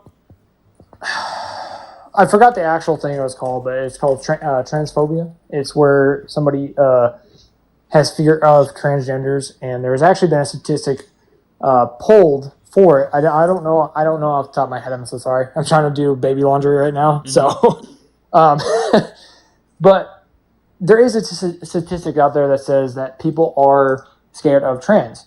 Now, I don't know why. I don't really see them as I don't really see people that identify as a certain way as a violent type. I don't see how someone could have that. But the uncomfortability just being, and as I will say, it is traditional. And as much as everyone that is educated, like myself, because we actually know that the first time there was actually ever a surgery to change your gender was actually back in the Roman Empire. And actually, there is even some scientific stuff that is pushing out to even the Qin Dynasty, I think it is. I'd have to re-fact check that. But how America kind of looks at it is more traditional. Santana, Yep. Go ahead, Ty. could I just interject here for Go a ahead, second? Ty. You got it. Chris, I'm not being a hater, okay? I can see that you've got the right energy, but I just want to point out to you that some of the things that you're saying and the way that you're saying them are kind of problematic. You're on a panel of queer people and you're mansplaining transphobia to queer people, and the majority of the people on the panel are some sort of transgender umbrella. Like, I just want to point that out to you, sir. I'm just trying to explain the way I explain. I'm sorry. I'm also trying to do baby laundry right now, so because my wife is. I'm just pointing it out because the words. There's this thing called transphobia on this panel was kind of crazy work. Yeah, I mean, I'm just gonna, I'm not even trying to do this to you, Chris, but like the bullet point on the screen, it says transphobia is misogynoir. So there's something I think we might know a little bit about that. Anyway, let's keep it moving. I do want to do this if I can. Like, let's do this, Chris, Go real ahead. quick, because Yeah, I you're don't good. want to. I know you're doing laundry and whatever else. I just want you, outside of tradition, what is a reason to have a hatred or fear of trans people? You see, that's not. Honestly, I don't know because I'm not afraid of no one. I don't know. It's letting them. It's whoever is scared. I mean, I know it's a thing. There is a statistic for it, and honestly, to be honest with you, I don't really see it as. Oh my God, I'm going to suffer with English today. Misogynistic. Misogynoir. Yeah. I'm sorry. I don't really see it as that, and the reason why I say that. Well, hold on. Before you do that, do you know what misogynoir is? If you could explain to me, I'm so sorry. Okay, no worries. And I know where you were going, so maybe we need to explain that. Let's do this because I want to take a whole step back. Sean, if you don't mind, I'm gonna let you finish that thought process, and if you don't mind breaking it down, you don't have to break it down all the way like we did before, but just kind of give them insight. Let me read these off, introduce the new people, and then Sean, I'm coming to you. Okay. Sure. All right, so guys, W's in the chat for Manly. Manly sent a $2 donation saying, if we don't take care of our family, then who will? I know that's right, Manly. Thank you so much for the $2 donation. W's in the chat for Manly. W's in the chat for McKeeb. I think it's pronounced McKeeb. Oh, wait, it says Kitty. Thank you so much for the $4 donation. I admire your dedication. Listen, we're here for it. We are definitely here for it. Thank you so much, Kitty. W's in the chat for Kitty. And W's in the chat for Jarvis. What up, Jarvis? Jarvis sent a $2 PayPal donation saying, are they checking genitalias at the door? Listen, I don't know who checking genitalia at the door, but they done let me through the door a couple times without looking at mine. I don't know what's happening. So I don't know. I missed the genitalia check. So I'm not exactly sure. Guys, that means we're now only $223 away from closing out our nightly donation goal. There's 310 people here. So if 223 people just send $1, we can close it out tonight. Cash App, PayPal, Venmo, all of my pay links are in the link tree in the bio. It's going to be Santana Speaks 24, which Santana Speaks 24 is in the corner of the screen. It's the best way to actually support the live. Anything is accepted. Everything is appreciated. And please take care of Sean. Watch My Legs is her Cash App. Watch My Legs is Sean Cash App. And if you send Sean a donation, Sean will read out an actual message as well. Let's make sure we're taking care of Sean while Sean is on the panel. Please, please, please. With that being said, Peyton, how are you? What's up, Santana? How you doing? Wonderful, wonderful. Peyton, can you tell the people what are your pronouns? are you a part of the community? And what are your expectations for the LGBTQIA community under the Trump administration for these next 4 years? So my pronouns are he, him, and I'm actually a cis white male, but I'm trying to educate myself and learn more about the LGBTQ plus community because I'm actually trying to do something similar that you do. And I personally live in Oklahoma, which was the only state that voted all red that I was very disappointed in. And I just want to use my voice to make a difference in my state. So I'm really just trying to learn and get to the point where I can, do what you do. Oh, okay. All right. Well, you're welcome to join the panel, join the conversation. I appreciate you, especially in a place where, there's not a lot of blue in Oklahoma. So yeah, not at all. Yeah. Perfect. And I live in Tulsa County, and Tulsa County is actually one of the counties that I believe could possibly flip blue in the future. If people would really just try to do some research and try to educate themselves. So that's really what I'm trying to do. Just one person at a time. Absolutely. Just trying to make a difference. Absolutely. Thank you for that. I appreciate you saying that. That gives me hope. And looks like we lost Robski. I don't know where he went. This is the second night in a row that he's come up, and I'm assuming that he wanted to talk about this topic. And I don't know if he ran, he lost patience, he lost signal. His phone died. I don't know what happened, but now he's gone. It's the second time in a row. With that being said, let's get Iris in. Hey, Iris, how are you?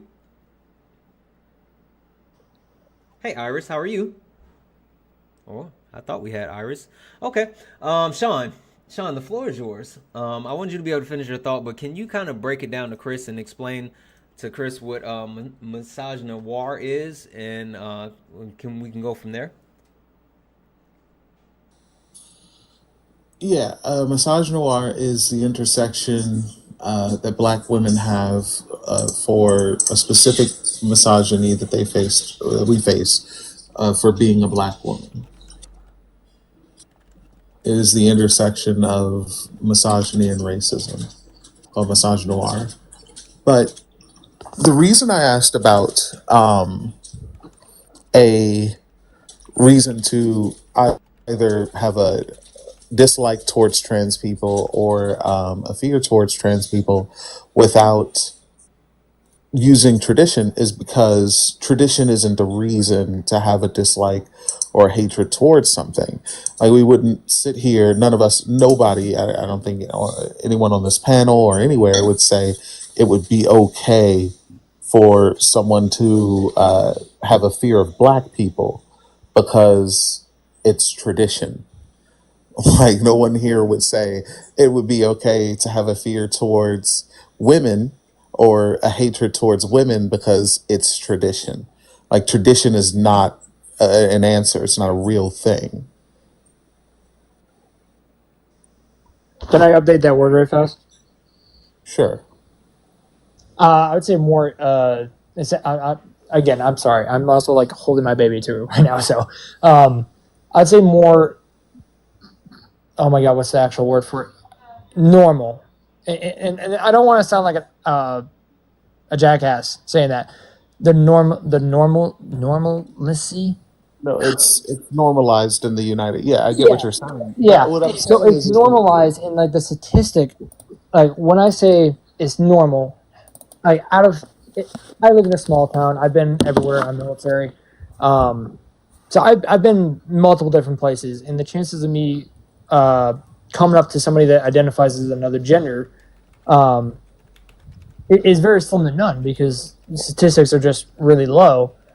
But it doesn't mean I'm uneducated. I still understand it's there, and I'm completely with it. I'm fine with it. I mean, I think anyone that is a biased, ignorant piece of crap shouldn't be saying the things they want to say or anything. They should educate. But again, like I say, we can't just throw the education right in their mind and just pretty much tell them what we want them to hear. We have to. Yeah, that's what I'm trying to say. And a lot of times, you'll hear people like, well, why can't you just say this? Let them process it. Let them learn it. Because when you throw something at them, I'm saying why? what do you mean? Sorry. I'm asking why should we do that? Why should we have the patience for someone who doesn't have the patience for other people? Can I join this conversation real quick? Sure. I would just like to make a comparison here, okay? So, a lot of people in America are Christian, right? So imagine for a moment, right, that you go into a bathroom and there's somebody in there that you know for some reason is an atheist, and you're uncomfortable because they're an atheist. Are you going to tell them, hey, you're an atheist, get out of the bathroom, I don't feel comfortable with you in here, because you feel uncomfortable with their faith? Or are you just going to walk out and find another bathroom somewhere else? And that's where the problem lies, right? Because there was a time in our country's history where white people felt uncomfortable going to the bathroom if a black person was in there, and that's why we had segregated bathrooms. And the argument that's being made on behalf of transgender people, the solution that people are trying to propose is segregated bathrooms. So they're just looking for an excuse to marginalize a community in the same way we've already marginalized a community before, and people already fought for exactly the same rights to be given to them, because it's ridiculous to try to segregate bathrooms in any form or fashion. And I actually, my spouse found a really amazing example recently about a school that decided to completely desegregate bathrooms altogether on the basis of gender even. And what they did is they made it to where all of the sinks were visible from the hallway, and all of the bathroom stalls were floor-to-ceiling bathroom stalls, individual bathroom stalls with doors. And they saw a 100% decrease in fights in the bathroom. A 100% decrease. A 100% decrease of bullying in the bathroom. Because without the ability for people to hide in there and do those things, why would people go in there to do those things? So the point that I'm making here is that the idea of asking someone to not go to that bathroom because it makes you uncomfortable is crazy work. What should be happening is, if you're uncomfortable, you should go somewhere else. Because you are allowed to set a boundary, but you are not allowed to tell somebody else what they need to do, especially at our grown-ass age. I will say, that's my point. Go ahead, Sean, I'm sorry. no, you're good. I will say, I think it's there is something that should be said about this that's also just kind of worse, where it's people are saying that it's okay for people to be bigoted because they just don't know any better, and are expecting patience from marginalized people who are experiencing harm. But that goes to my question: why should we be patient? Why should we have to say, hey, we want you to process this information, rather than, if you don't process this information, something bad's going to happen. like I'm not out here as a trans woman. I need to keep it 100% with y'all. I told y'all the other night, I am strapped to the teeth. I have a carry license. I'm not going to wait for you to process information. If you don't process it before the 9 gets to you, I can't do anything for you, bro. Like, I don't know what to tell you. As you should, why? ma'am. So why So should we wait for someone who wants to do harm towards a community and is like pushing harm towards that community? Why should we wait for that harm to be done, rather than like just doing the thing ourselves, just going to the bathrooms that we want to go to, going to playing the sports that we want to play, and defending ourselves when we need to. Well, and the other thing about it is first of all, using these gender neutral bathrooms that have been proposed, right? All that does is lead to queer people outing themselves. So anybody who has it out for the queer community and just feels like going and hate criming a queer community that day, they can just go watch a gender neutral bathroom and just beat up whoever decides to go in there, first of all. And then, like, second of all, this whole policing of the bathroom situation, just in general, you're gonna have people that are just trying to point fingers. It really comes back to like why sometimes like anytime we ask the people to police themselves, to police each other, it just leads to a lot of hate crime, because whenever you allow the people to just police each other based on arbitrary things, you're just giving them permission to be prejudiced towards each other. That's all you're doing, is you're giving them the power to be prejudiced and actually legalize that prejudice. Sean, can I ask you a question? What's up? Where do you think the the root of all the hatred for like the trans community and the LGBTQ plus community like roots from? Like, where do you think it comes from? I think there's multiple things, but I think one of the bigger things that contributed to it in our society, like from the beginning, was Christianity. How can you go more into depth on that? Sorry, like I totally agree, but I just like want to have a further understanding. You know? Yeah, sure. I believe that the way that Christianity has been interpreted by the West in particular is based within the colonial aspect of like control and power over other people, and justification of that control and power that you have of other people, rather than it being something of like a liberation thing. Because there are forms of Christianity that tend to be related towards, I have W's actually, that tend to be related towards things like socialism and whatever else. But within the structures of our society, within white supremacy, within capitalism, the utilization of Christianity in order to put slaves in chains, and the utilization of Christianity to keep women from owning property, and to say things like being gay or being queer in general is wrong, and that leads to being trans is wrong.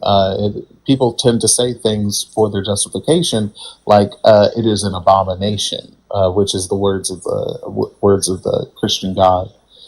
Real quick, let me give these shout outs. Shout out to Faith. He said, clock it, and I love you.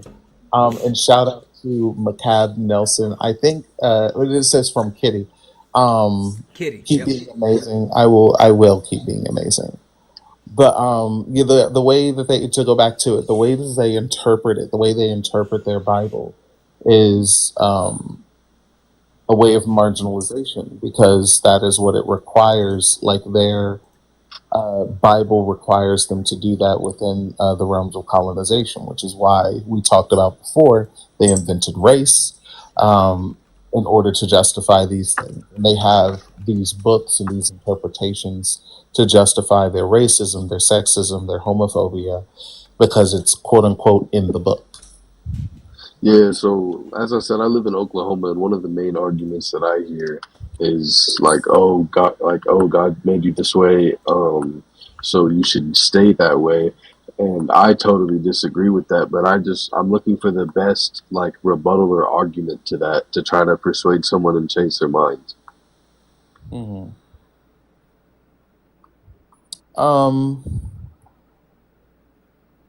Honestly, for me, one of the big things that I tend to do, and this goes into probably a different conversation, so I'm not going to dwell on it here.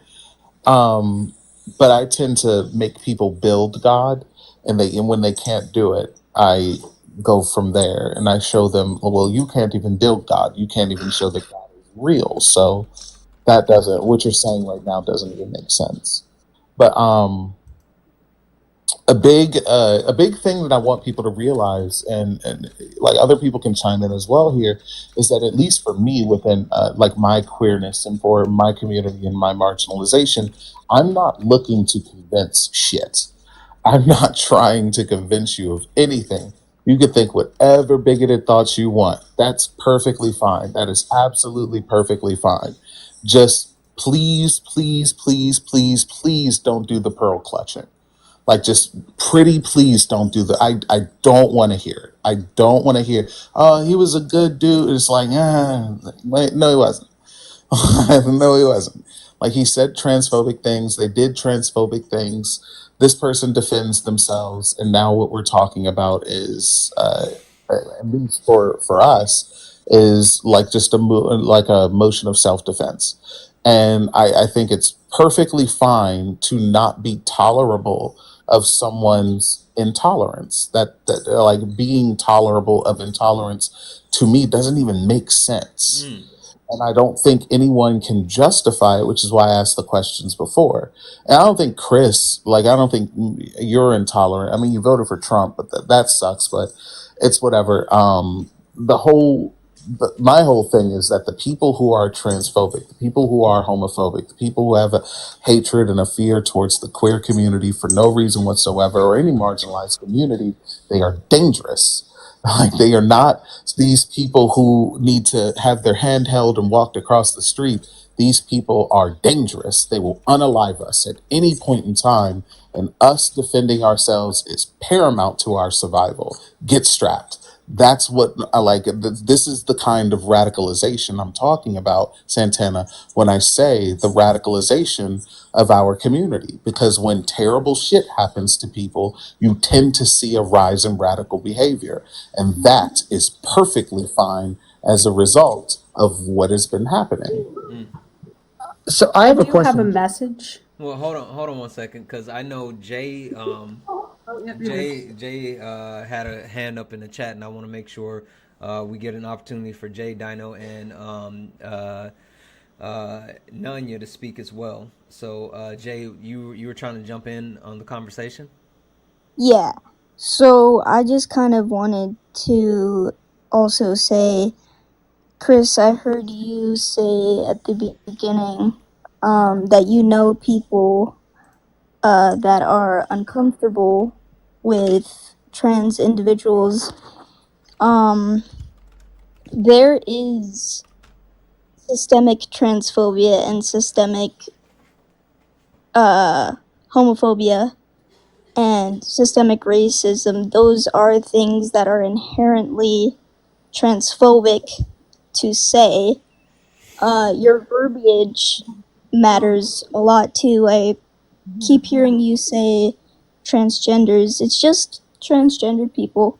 I feel like you saying that, and I'm not trying to come at you at all, but that inherently dehumanizes trans people. And like we've tolerated not yours, but we've tolerated bigotry in general for a long time and hatred for a long time.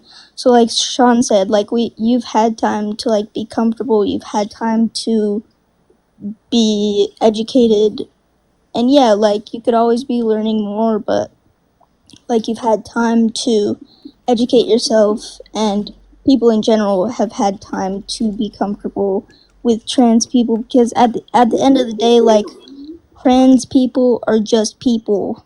Like, I don't get why that is such a hard concept to grasp.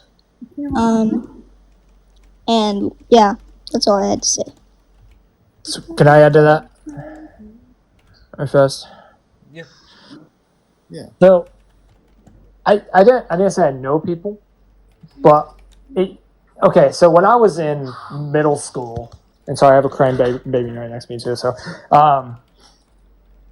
when I was in middle school, it was oh my god, I forgot what year it was, but gay homosexual rights were on the table, and it passed. I lived in New York. I lived in upstate. So I lived in a very rural area, plenty of Christians, and I'll get to the other point after, but it took some time. Like, now it's somewhat normalized, and a lot of people have actually started to see it normalized. And for the people that haven't seen it, it's been normalized. They need to stop living under a rock, because it's been normalized. If someone comes up to me and says, "Hey, I'm homosexual," I'm not gonna be like, "Oh my god, no way, you're a rare being." Like, no, I'm gonna look at you like a human being. Because just because you like a certain gender or a certain race, or however you want to say it, it's not going to matter to me. It's not going to matter to some people. It's going to matter to that 1%. I would love to say 0%, but it's going to matter to that 1% that it wants to be a bigot, that wants to be ignorant of the reality that's around them. But I do want to make one other point, if that's fine. Chris, you're being ignorant right now. Ow! You didn't listen. You didn't listen to what I said. I agree. I said that your verbiage is ignorance. That is inherently ignorant. Like, you're being ignorant right now, Chris. Your verbiage matters. It What matters state are you from? because New you York. are That explains it. dehumanizing a whole group of people. Real quick, let's let him finish.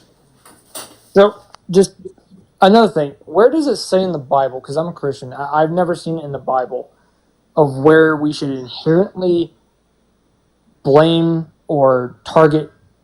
How do you want me to say it? Because my verbiage is horrible as it is. Transgender people. Transgender people. Transphobia in the Bible? Huh? Where in the Bible? There is no passage in the Bible that says like any type of queerness, homophobia, transphobia is wrong. As a matter of fact, I can point to areas in the Bible where God has told like I was going to say homophobic, homosexual men that they're God's favorite. But what I'm talking about is the interpretation. Like they interpret Leviticus and I think it's Matthew 25.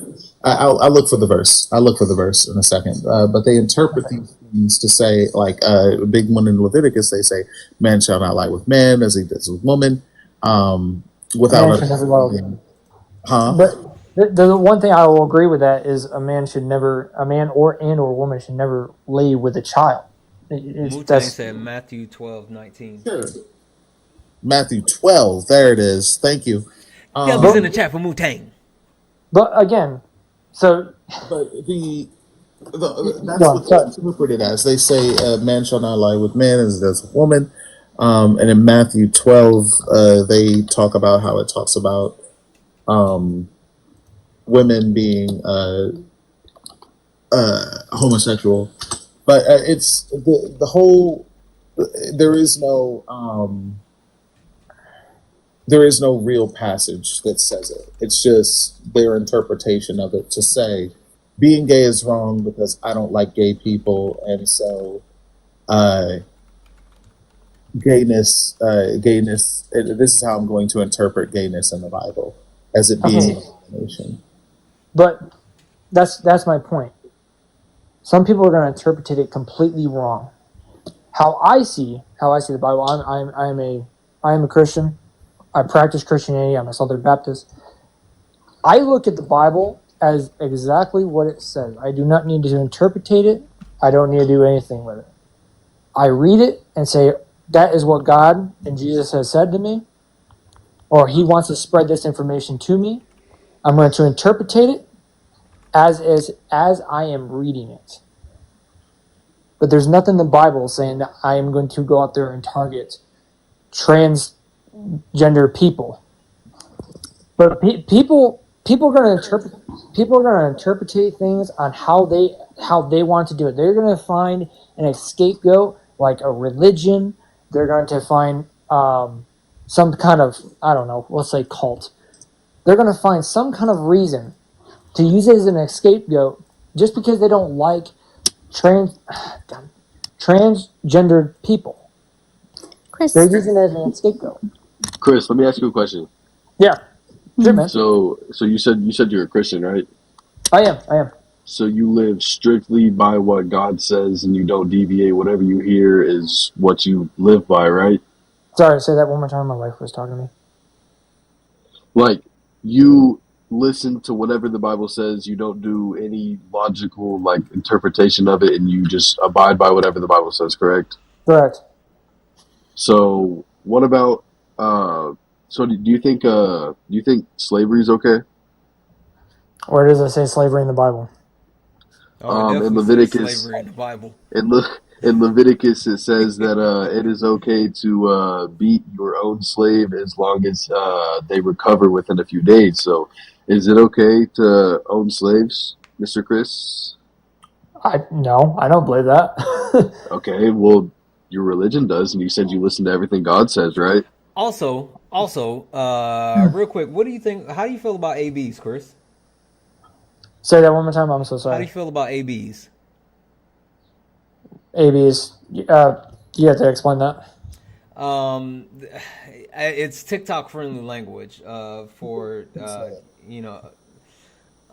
getting rid of the baby. AB. Chris, women's health care. Pooping out your uterus. You can't say that, man. you can't say the word on. Yeah, you can't say that. Yeah, TikTok, smushmortion. Yeah.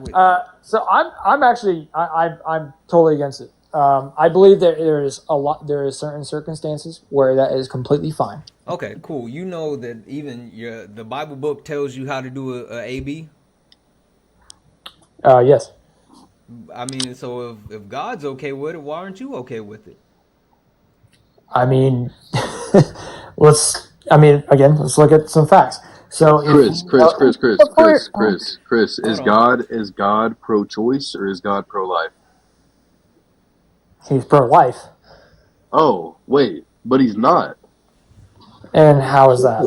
So because God gives us. Hold on, Peyton, because I don't want to go too far down this train of thought. I want us to stay where we are. Oh yeah, my bad, Santana, my bad. No worries. Also, I do want to call out one quick thing because Hawk clocked this one, Chris. I mean, you're talking about being a Christian, but you voted for Trump, so I don't know if you can really play that card because Trump is very much not Christ-like and very much not someone that lives his life by the Bible book. But Sean, get us back on track. Yeah, so talking about the Bible, how you interpret the Bible, sure, all right, cool.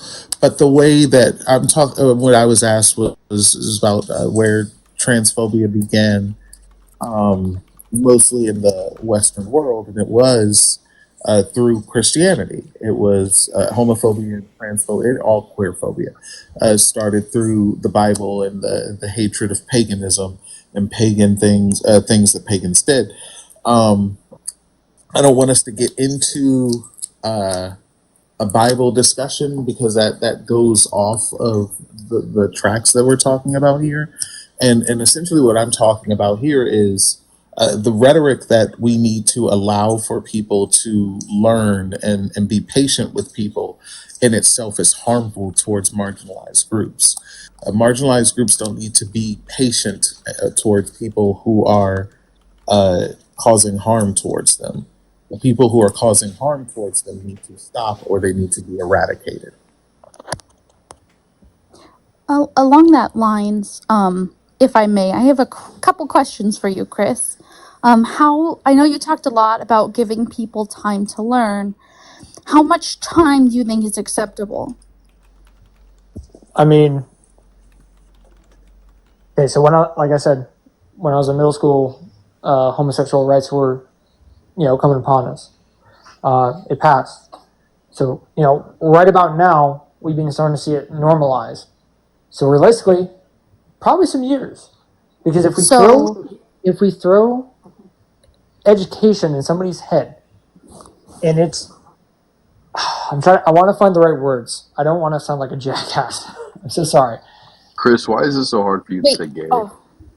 I don't. Let me finish my question. I'm going somewhere. Don't worry. So, Chris, what about the fact that I have a grandparent who fully medically transitioned 40 years ago? That's How great. long should, fully medically transitioned 40 years ago? How long would it take, given that information, for people to accept it, for people to be comfortable? Probably years. I mean, like I said, we just started. Years? So over 40 years is what you're asking for. I'm not okay. I'm not the people's voice. I'm just talking to what I'm seeing. I agree with everything. I agree with everything you guys are saying. It's just, it's hard because you are defending people who, yeah, Sean, never mind. You go first. Could I? What is? Sorry, Sean. Yeah, you're good. What is the reason? Because I really want to get down to this, like this brass tacks of things. What is the reason we should give people time to adjust? Because we shouldn't be throwing information in people's head, because what is the first thing people do when they start to learn something that they've been taught, like everyone has said, inherited, targeting toward transgender people or homosexuals or anything. They've been inherited to target these people. So if we just throw education in their head on something completely opposites from what they were taught, it's just going to make them rebel. It's going to turn their life 360. They're going to keep believing, and it's going to stay like that. If you teach these guys patience, it will actually come to them. So you think transphobia is justified because people are? I don't think it's justified. Hold on. So, because I want to do this, and I just let me do this. So, Chris, you're saying that if we don't allow people to adjust, they will rebel? Yes, their whole mindset will rebel. Why should I care about their rebellion? I mean, percentage-wise? Sure, percentage-wise. I mean, a lot of these people that have these ideals are very... I want to say angry, but I don't want to say angry either. Statistically, they outnumber. And it's never good to be outnumbered. What statistic? Hey, hold on, stop. Everyone stop. Jesus, stop. Yeah, hey, this is what we're gonna do. This is what we're gonna do. This is what we're gonna do. This is what we're gonna do. Peyton, I appreciate you so much. I'm gonna drop you down, my friend. Hey, they can stay up. I kind of want to thin out the panel a little bit because we're getting close to T-shirt time anyway. And my first meeting was at 4:15 a.m. and it is now 10:42 p.m. Nanya, I appreciate you coming up, my friend. I'm gonna drop you down, okay? Thank you. Thank you. Also, Jay, I'm gonna drop you down, okay, my friend? Perfect. All right. Thank you for having me. Thank you. All right, so Sean, I'm gonna let you continue the flow of this, but I brought Hawk up because Hawk had something he wanted to add to this as well, so I wanted to get him in on this conversation too. So you're saying that people will rebel, and percentage-wise, they outnumber people, right? They outnumber trans people. Correct. Statistically, yes. Excellent. Numbers mean absolutely nothing when it comes to warfare, so I'm not really worried about it. We all play the same games. Like I said, I'm strapped to the teeth. Give me a real reason as to why I should care about people who are putting my life in danger anyway. Whether or not I give a person time to be used to me being trans, they're like, people are putting my life in danger. So why should I go the slow route rather than the fast route? Give me, I want a good reason. Because a good reason is the people that outnumber everyone that identifies as another gender or they are homosexual, they own guns. And they outnumber transgender people and homosexuals by thousands. And it's the same people that own guns. Pew-pews, TikTok-friendly language. Oh, sorry, that's my bad. Pew-pews. Yeah, those same people who outnumber trans people outnumber police, and they're too scared to do anything about police. When it comes to, again, this isn't a good reason. I don't give a shit. Most of them are bad shots.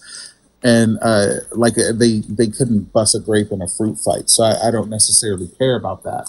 You can't fearmonger me into this idea of patience because, again, we all play the same games and my life is in danger anyway. I will eradicate whoever is putting my life in danger, and if I'm going to be unalived anyway, why should I give you time for me to be uncomfortable whilst you plot on unaliving me? Just give me like the fear is not going to work. The idea of outnumbering is not going to work. We all play again, like I said, we all play the same games. I'm strapped to the teeth. Like, please give me a real reason. Maybe it's a moral reason. Maybe it is an objective reason for whatever like objectivity you hold. I don't. The fear is not going to work. So Let's let me, hold on, Chris. Hold on, Chris. Sean, how about we give Chris a moment to think on that? Just a moment. All right. You know what? Go ahead. Go. Maybe think about it for a second, because I mean you're striking out. So take a moment, Chris. I know Ty had something that to add. Something I saw you said something that you wanted to correct, and then again I want to get Hawk in on the conversation. Also, guys, follow the backup page that's on the panel. If you are not following my backup, follow the backup page. And 309 people here watching, guys. We have $223 left in the nightly donation. We can knock that out as well. Cash App, PayPal, Venmo, Santana Speaks 24, and watch my legs for Sean, because Sean is snapping. Go ahead, Ty. Yeah, so I've got one last thing to add, and then I will let you drop me, Santana. I know your t-shirt time is coming up. Chris, there's something really problematic about the rhetoric that you're using, and I have to point it out because you live kind of a privileged life as to where you are in regards to the LGBTQ. You live in New York. That is one of the most densely populated places in our country. Nobody gives a shit who you are. When you pass them on the street, nobody gives a flying fuck who you are. But I'm from Texas, okay? And so this rhetoric that you keep spewing about queer people, about specifically gay people being normalized, that is a false statement. And you know how I know? Right now, me and my wife have absolutely no relationship with her side of the family whatsoever because we're a couple of queers in Texas. That is not normal. It is not normal for families to be split up because of people's identity, because of people's sexual orientations. So this idea that gay people are normalized is inherently false, and it's honestly really ignorant to try to pretend like that's true. Because the whole point of this panel is not just talking about transgender people, it's talking about how queer people in general are being harmed by our country. And so trying to pretend like the gay community is not marginalized is honestly insanity. It's insanity for you to be saying that. And you said it twice. The first time I let it slide because I was like, oh, maybe he doesn't mean it like that. But you said it 2 times. So I have to point out to you that your rhetoric is false. And I will land my plane on that. Thank you for having me tonight, Santana. Everybody, please check out my most recent video about my protest. Please follow me. I plan on starting to do some debates and stuff if I can get enough followers to go live. I want to talk about LGBTQIA issues all the time. And on that, I will drop down. Thank you so much, Santana. Thank you, Ty. Love you so much. Have a good night. Love you. Have a good night. Hey, Santana, if I can ask you something, because I do want to do this, and Chris, I'm putting you on the spot here because this is important. This is a really important lesson that I think my community needs to learn. By my community, I mean all my intersections. That even well-intentioned people can still in themselves do harm and whatever else. But what the most harmful thing is this rhetoric of this positive attitude of oh, people will change if you give them enough time, or people will do X, Y, and Z if you just make yourself palatable. And this idea of palatability being something that we need to Yeah, I'll be right strive back. I'm so sorry. You're good. Even though it is a symptom of, in itself, of white supremacy, because respectability politics is just not fucking it. And when you ask people, and this is important for my community to understand, even when you ask people who have these ideologies and these thought processes that oh, everyone needs to make themselves palatable, when you ask them why you should be palatable, they can't tell you. They don't have a reason. Because they don't plan on giving you shit if you're palatable.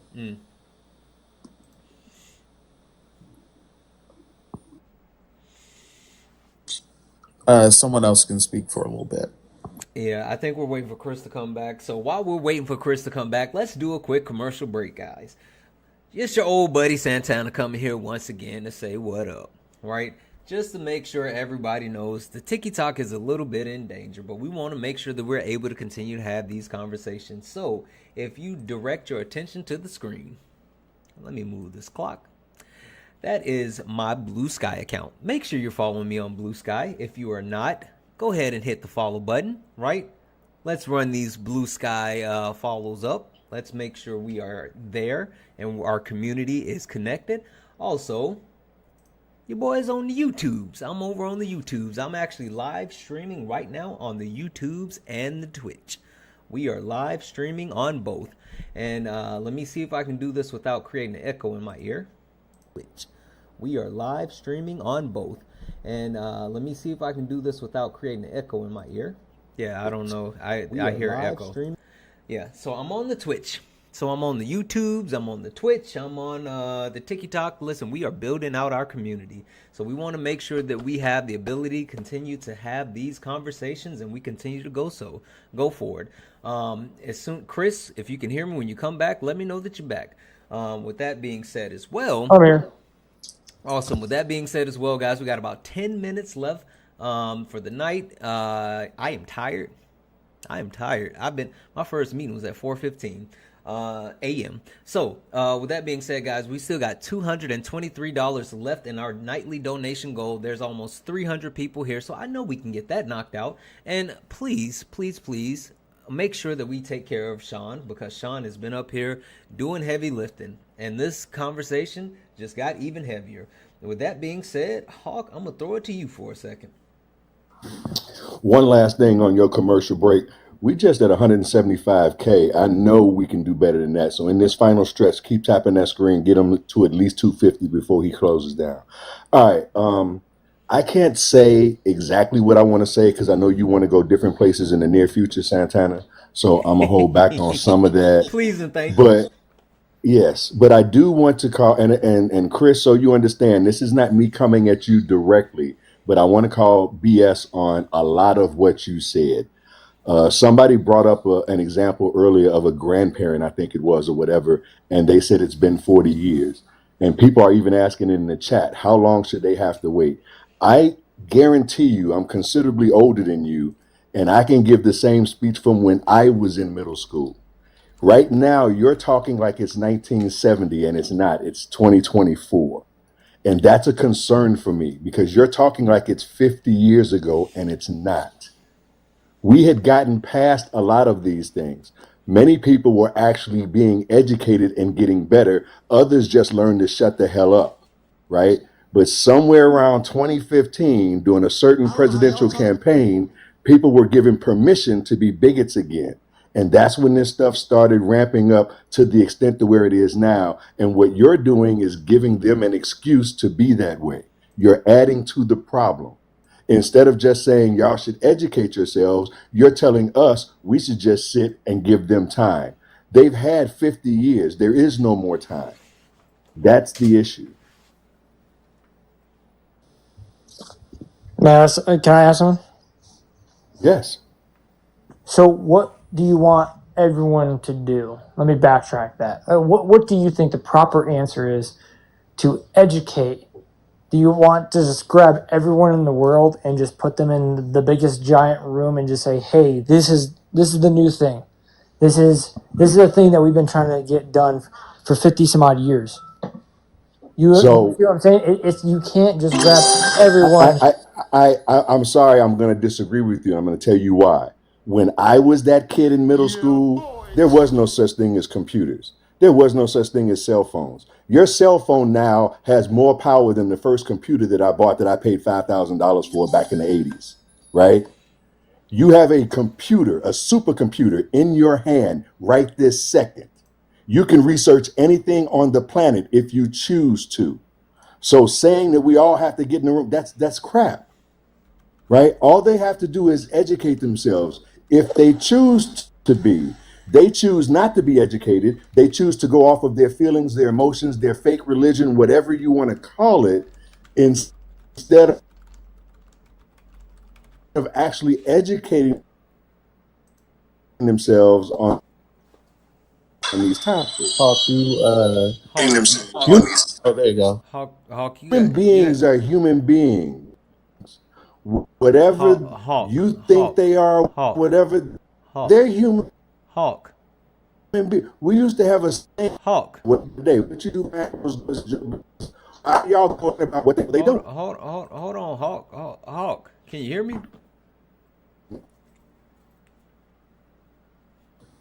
Can you hear me? I'm here, but I got bars. Can you hear me? Your MAGA mobile was acting up, Hawk. You were breaking up. Can you hear me now, Santana? I can hear you. You still got the red bars though, but I can hear you. You was spitting, and then Trump came in and said, not on my watch. Not while I'm president-elect. You breaking up, my friend. Can you hear me? That's not us, Hawk. That's you. He said I'm breaking up, but he got the red bars. Most of what you just said broke up. Somebody said Starlink is down. I don't know if it's me or you, but it's you breaking up. Hawk, it's you. I barely hear you.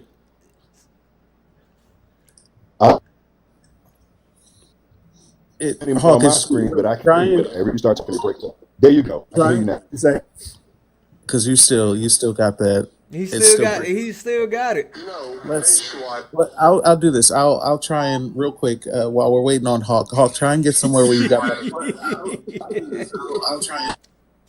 Oh, that's an echo. I can't even mute him. Like, there we go. Okay, I at least muted him. Go ahead, Sean. Hawk, try and get somewhere with some better signal. And I'm gonna say this, right? Essentially what Hawk is saying, or what I'm saying as well to you, Chris, is that for the people who aren't like down to clown, if you will, are not accepting of trans and queer people, time's up. You've had way too much time. America is not a young country. Everybody loves to say America is a young country. No, the fuck it's not. It's on its last leg. Most empires last about 250 years. We're like on 230. Like we're almost done. And if you don't get with it, you're going to get lost. And what I'm saying here is that like, especially with the things that have been happening lately, marginalized communities, and this particular live, we're talking about the queer community. Marginalized communities are going to start fighting back. The fear and the harm that might bestow us is already here. We are already being unalived. So the fear of being unalived harder is not something that you can scare us into like this conformity with. And it behooves you as a person who is like an advocate for the community to also get with the queer people and the marginalized demographics to say to those people who are against us to get with the program, because this is where we're going, whether you like it or not. We're not waiting for you to get on the bus. This bitch is pulling off on time at the top of the hour. If you're not on this bus, you're getting left behind. And if that means that you get gone, then you get fucking gone. And if that means that like you, I'm not gonna say too much, but the whole point here is that I am advocating for my community to do self-defense. I don't care about anything else other than if you're going to ask for an extension on something, you're going to need to give me a reason why you should get an extension. And the reason cannot be some shit that's already happening. Okay. Can I say something right fast? Yeah, and then I want Hawk to be able to do your finish his thing. point. Yeah. Okay. So I just want to I don't know if y'all can see it. I'm with y'all. I completely agree with y'all. I'm not defending the people. I'm just telling y'all what I see from what they're saying or from how their perspective is. I'm not in agreement with already y'all. hip about that. I'm already hip about this. What I'm telling you is this is what you should be telling them. Like the people who you find in your life that are intolerant of queer people, tell them we're coming for their neck. Like this is not like a game anymore. We're not doing the whole, oh well, queer people are just going to teach you. Nah, you're a danger to me. I'm now a danger to you. It's really just that simple. But I'm still confused on how somebody is endangering you. Yeah. I'm Queer sick. people- Seriously? Yes, actually, because who's coming up to you with a knife or a gun or threatening your life? Oh, That, so that's many people. What? no, People I'm have being been- serious because hold on, I people have haven't been- seen it. I'm just Oh, asking. Okay, Chris, but that goes back to what Ty was saying before they left, right? Just because you are living a privileged life and you're in an area where you don't get to see it or whatever, you don't have to worry about it. That's not how it works. People have been gay bashing and unalive people in the LGBTQIA community for decades. That's not new. And it's actually ramped up in the last 8 years or so. Right? So for you to say that means that you're being purposefully ignorant to things that are going on in the rest of the country. It's not happening in front of your house, so you don't care. So I will say I think he might care. I think he has a hard time relaying certain points. And I will say transpandic defense is a real thing. Like the legal precedent of going into a courtroom in 32 states in this country and saying I was scared of that person because they are gay and gay people might make a sexual advantage towards me is a legal defense that will get you either less of a charge or sometimes acquitted of a charge of violence towards a queer person if you use it in a courtroom. It is an advised method a lot of the times, which is crazy work. But the sheer amount of violence that happens amongst marginalized people in general happens all day. There's not a faction of men, but there are one of the bigger, this is a content warning for everyone, one of the more extreme things that happens towards trans men is straight cis men sexually assaulting them for saying, oh, you want to come out the house and look like a man even though you're a quote unquote woman, I'm going to put you in your place. These are the kinds of things that the community is facing on a daily basis.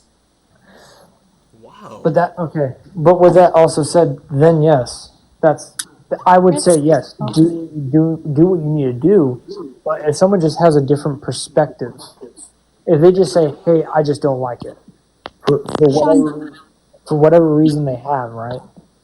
I'm like, let's say if I like I said, I'm not a part of the community. Let's say if I'm part of the community, right?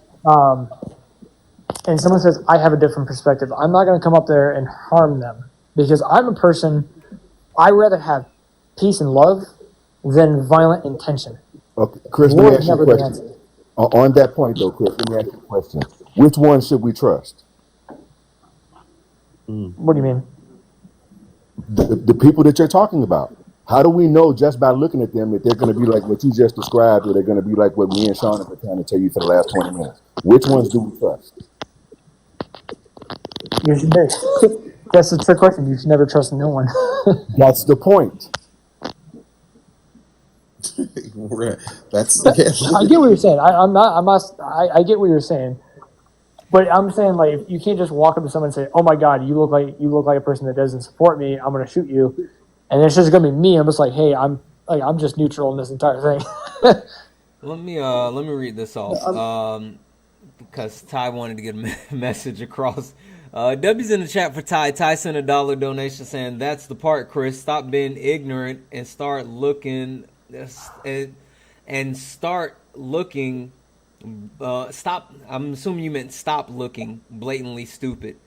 Educate yourself and stop individualizing queer experiences." W in the chat for Ty. Thank you so much for that, Ty. Guys, we still have $222 left in the nightly donation, so if anybody wants to help close it out, Cash App, PayPal, Venmo, Santana Speaks 24. And also, Sean, have you gotten any W's, or are we just leaving you like what's happening? I haven't checked. I'm sorry. Okay, all right. And while we're on that, I switched devices because I don't know what was going on with my tablet. But this is my backup account. If anybody wants to follow this account, if you're not following it already, please do so. That'll help this account out, so I'll have a good backup. Yes, I guess. I Wow. Yes, got I'll you, Hawk. follow you. I got you, Hawk. Thank you. Sage sent me a cash app. W Sage in the chat. There was no message, so we're just going to say W Sage. Chris, what I have to say in response to that, what I'm talking about here is when we're especially talking about the queer community or any marginalized community at all, what you should be telling the people is that when they have these opinions that queer people shouldn't have rights or whatever, because they sugarcoat it. They no longer say like the quiet part out loud. I mean, some people do, but most people don't say the quiet part out loud. They say things like, I don't think trans women should be in sports, or I don't think trans women should use the bathroom. Tell them to expect visceral responses. Tell them to expect anger in response to that. And the anger is justified through their rhetoric being dangerous towards us and allowing for people to go out and essay trans men and allowing people to go out and unalive trans women. Okay. I'm just still confused on like how I'm ignorant, because I'm again agreeing with all of you on the same thing. If I can, Chris, and I'm going to take back something that I said that Sean corrected me on a little while ago when I said it sounded like you didn't care. And I get where Sean is coming from. But what you're missing, and you've been told this several times during this live, the rhetoric that you're putting out there makes it sound like you're being willfully ignorant. You may simply not know, and I'll grant you that, right? But the rhetoric that you're putting out, again, it's 2024.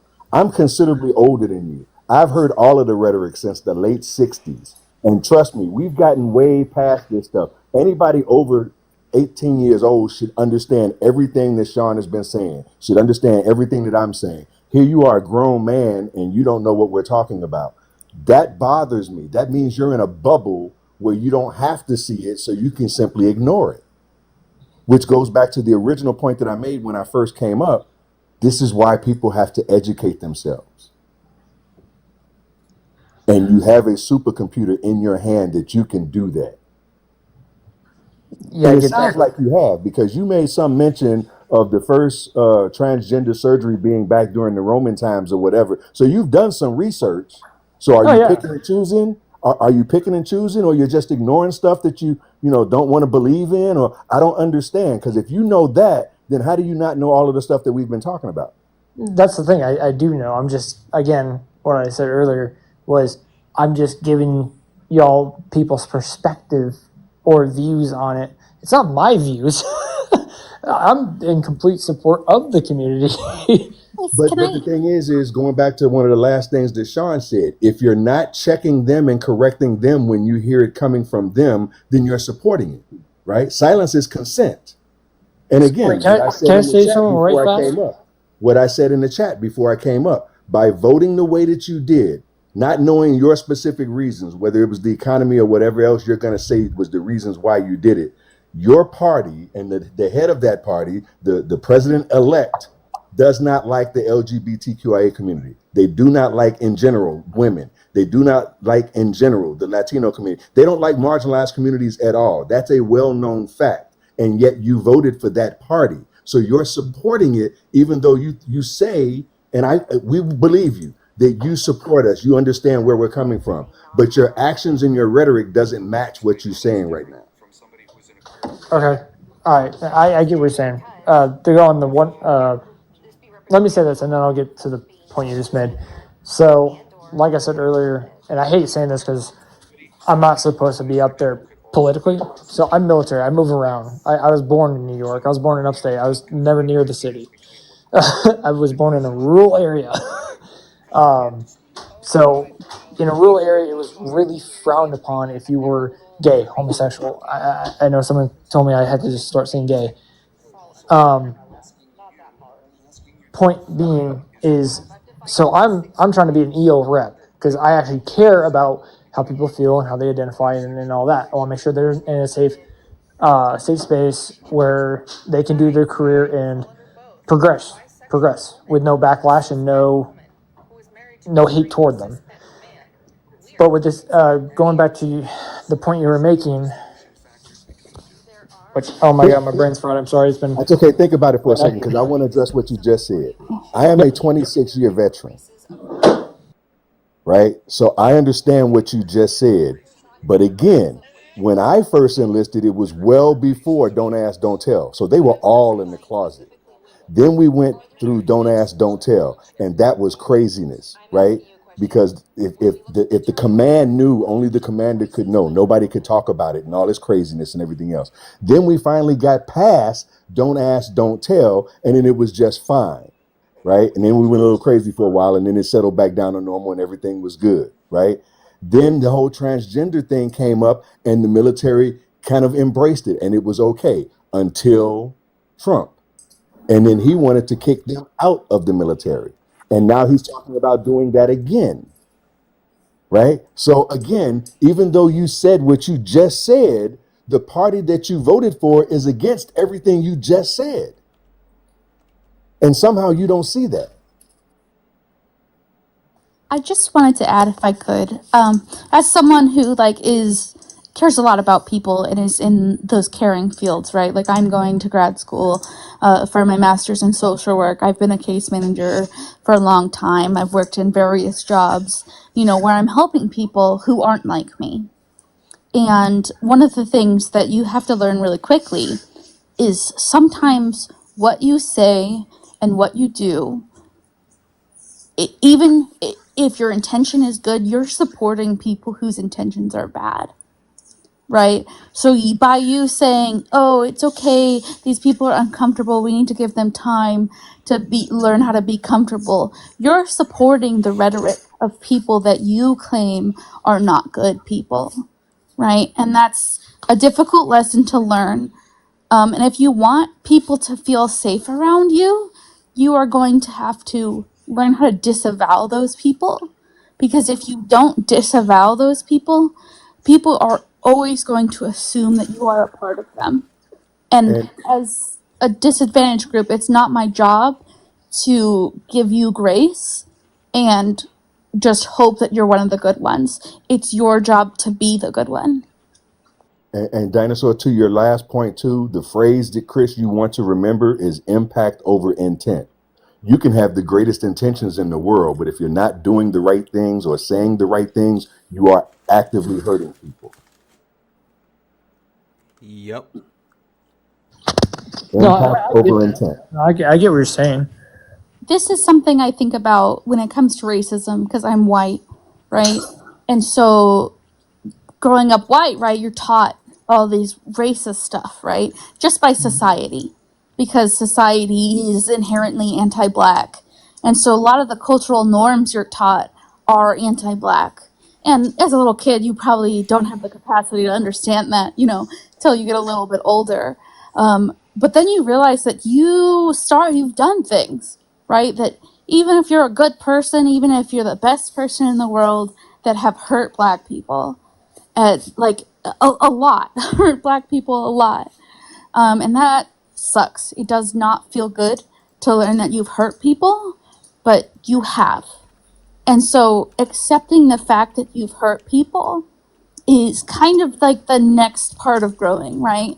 So accepting by the fact that by allowing these people to feel comfortable in their hateful rhetoric when they've had 50 years to get used to trans people, to get used to gay people, is harmful. And it's causing people to die. Just this year, 350 trans people have died so far. There haven't even been 350 days in a year yet. And these are people who have been murdered, right? Schmurdered, sorry, TikTok language. But this violence is happening right now. So this is not something that is of yesteryear. It's not like we got gay marriage and then suddenly everything was beautiful, and then everything was great, because that's not how it happened, right? Because things weren't great. People still use gay as a slur. They still hate on people for being gay, and you can be like, oh, it's 2024. Why would people do that? I don't know. They're doing it. So it's okay that you've hurt people accidentally, because we all hurt people all of the time. But if you really want to be a safe space for someone, you need to accept that you've hurt people. because otherwise people are never going to trust you. Absolutely, absolutely. I Chris, got a. this is Oh, go ahead. Go ahead. no, no, no. I was just about to say, Chris. I was gonna see if you wanted to say anything, but then I wanted to give the Sean the last word to you. Um, Chris, any thoughts or anything that you wanted to say in response to anything that you just heard? I mean, I'll definitely, spread the word a lot more than I already do. But all I gotta say is humans are humans at the end of the day, and as I can make an impact, I can make 100% impact tomorrow. You really didn't listen to a single thing I said, did you? I was trying to. Sorry, I'm also like having. So the proper response would have been, I'm sorry for accidentally hurting you. It wasn't my intention. I will do better from this part forward and learn more about transgender history and transgender issues. Any other response would not listen. Dino, I hate to cut you off, but it's like I don't know if you got like a rubber ducky that you're holding up to your mic at the same time. No worries. But it's like squeaky, squeaky, like really loud. And real quick, let's let him finish what he was saying. Yeah. What I'm saying is, I can make 100% impact tomorrow. Like, I could. I mean, because like I said, I'm pro the community. I've always have. I've been that way because my mom taught me the right way. My dad died when I was 15 years old. I was raised right. I was raised as a conservative as well. I don't really see the Republican as a bad side. I think the Republicans are actually more for. Again, I go off facts. I go off history.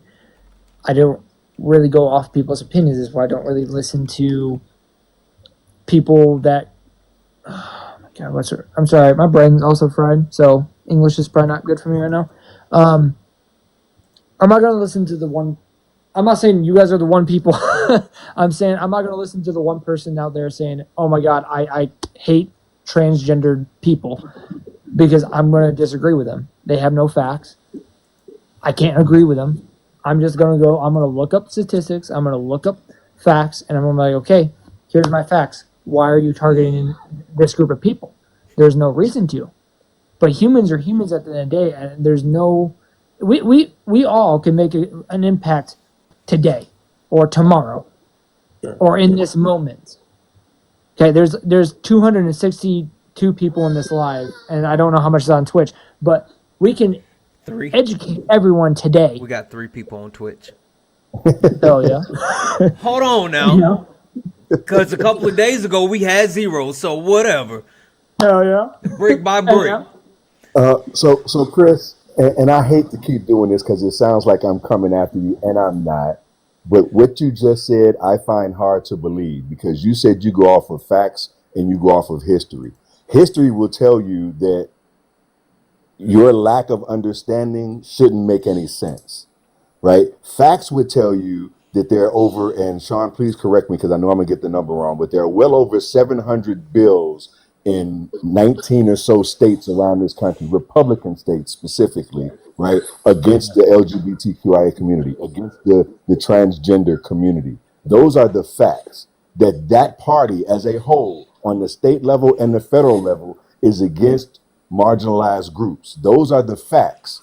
And yet somehow you don't either know those facts or you chose to ignore those facts. So when you say that you go off of history and you go off of facts, I'm confused because it doesn't seem like you're paying attention to either.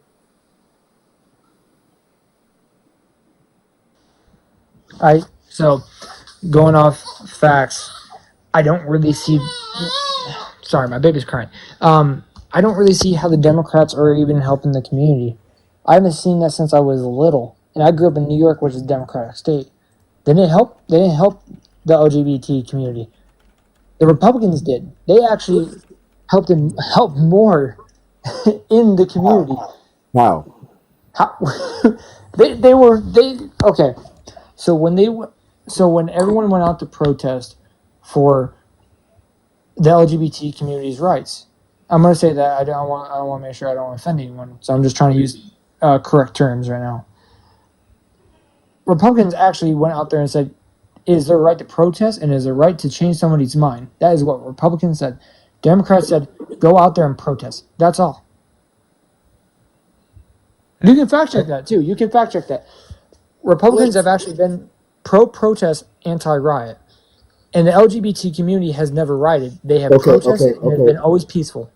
Okay, so first of all, pro-protest, anti-riot, what makes one different than the other, right? That's opinionated. That in and of itself is opinionated.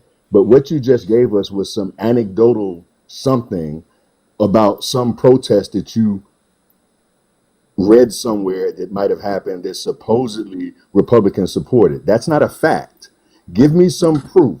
Show me some bill that the Republicans tried to pass or some law that the Republicans passed to support the LGBTQIA community in the last, say, 40, 50 years. Show me one. I can. It'd take me some time to look it up and give it to you, but I can. When you research that, I almost guarantee you won't find any. Not from the Republican side. And that's the point that I'm making. If you actually did the research, if you studied the history, if you looked at the actual facts, you wouldn't be saying a lot of the things that you've been saying, right? Okay. You're saying mostly the right stuff, but you're basing it on your feelings or your thoughts, not on actual information, data, facts. But that's, okay, let me go off this, if this is fine. So, what was the worst party during the Civil War? Let me ask that. I know it's a little bit off topic, but let me ask that. It's not only off topic. It's not only off topic. You'd be wrong because during the Civil War, the Republicans were liberals and the Democrats were conservatives. There have been a couple of party switches in that 100 and some odd years that they're talking about. So you can't just go by what the Republican Party did during the Civil War. That Republican Party is nothing like today's Republican Party. But okay, also, yes, I do also want to say, at least for me, it's not even about Republican or Democrat. It's about Sean don't like none of them. I heard that. So like because I'm a full blown socialist. I'm a whole communist. Like the idea of any one of these parties being able to help sounds to me ridiculous, but it does seem like you are going based upon what Hulk has said, an anecdotal experience of someone saying something more than the others had said something. And I don't, for me, I don't think that would be enough to be like, yeah, these people care about these people more because they said something, or they did a performance better. Because like saying something is just performative. You could say anything. You could say, I want these people to go out and protest. But when you when you're looking to implement laws, it hasn't been implemented yet, but when you're looking to implement laws that would arrest people for protesting against you, that is not free speech. Let me read this off, and I think this is how they say apropos. Yeah, I think this is actually just a good way. Yeah. At this, W's in the chat for Ty. W's in the chat for Ty, who sent a $1 donation, saying, at this point, why did this man get on the panel? This is harmful to our community that we've been laboring to educate him this whole time, and his brain is still a blank slate. W's in the chat for Ty. That last part. W's in the chat for Ty. That being said, Chris, I'm gonna go ahead and drop you down. I appreciate you coming up and trying, I guess. I do want to say that what I've been trying to do for the most part, at least with Chris, you can drop Chris down if you want to, is that like I'm not trying, again, I'm not here to tell minds. I'm here to tell people what's going to happen. And when Chris was like, you know what, I'm with the community, I'm for y'all getting all y'all rights, I was like, cool. Now run tell that nigga. Run tell that. Like everything that I'm telling you right now, run tell that. The red coats are coming. The red coats are coming. Oh, man. He ain't gonna do that. He's gonna spend the next 3 or 4 days trying to figure out what the hell he heard tonight. Because he didn't hear it. Hey, if you need time to process, look, I ain't gonna mess with nobody's time to process. If you got to process, I'm gonna let you do it. I'm gonna let you I process. know that's right. Hey guys, if you guys haven't followed Hawk's backup, please follow his backup, Shadowhawk. Shadowhawk, this up on the panel. All you got to do is touch his face. Matter of fact, just go ahead and thump it, touch his face, and then hit the red button so you can follow his backup. We want to make sure that Hawk is able to, always have these conversations, drop this knowledge. I call on him quite often to come in labor, and every time he does, he never disappoints. Also, follow my backup. Follow Sean. And for some crazy reason you're not following Sean, which I couldn't fathom why you're not, but make sure you follow Sean as well. That being said, Sean, what do you have? What I have so far. Oh, let me say this. Sage actually did send a personalized message. I didn't know you could send like a postcard through Cash App. Oh yeah. They just started doing that. It messes me up when they do it because I don't see it until I go in and actually look at it. And yeah. And I was like, oh my gosh. And they Sage said, thank you for saying the things that I wish I could say. Sage, you could say it. You can say it. You can send that shit. Full send. Yep. I'm telling you, it's so liberating for anyone in any marginalized community. It is so liberating. I do everything. I told Santana this before.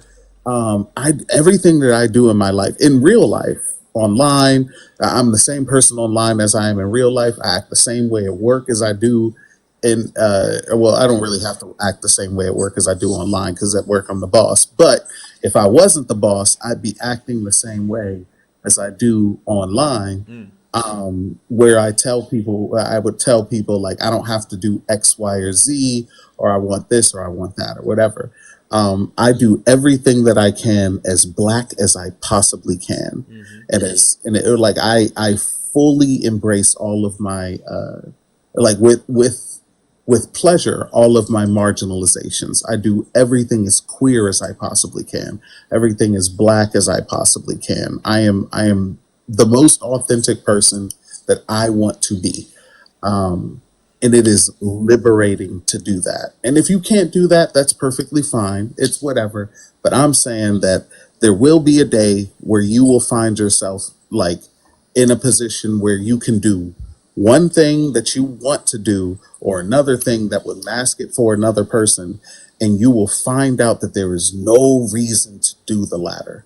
There is zero reason to continue masking. There is zero reason to continue to hide who it is that you actually are. So if you want to say some shit, send that shit. Like, say it loud. Speaking of sending that shit, W's in the chat for Ty, who sent another $1. Ty said, Ty. Ty said it's not enough to be unhomophobic or unracist or unsexist. You have to be actively anti-homophobic, anti-racist, anti-sexist. Solidarity isn't silence. W's in the chat for Ty for that one. 100%. Hawk said it. Hawk came up and said it. Yeah. It's like your silence is violence, my guy. Mm-hmm. Absolutely. And Sean, you giving me flashbacks to my military days, my guy.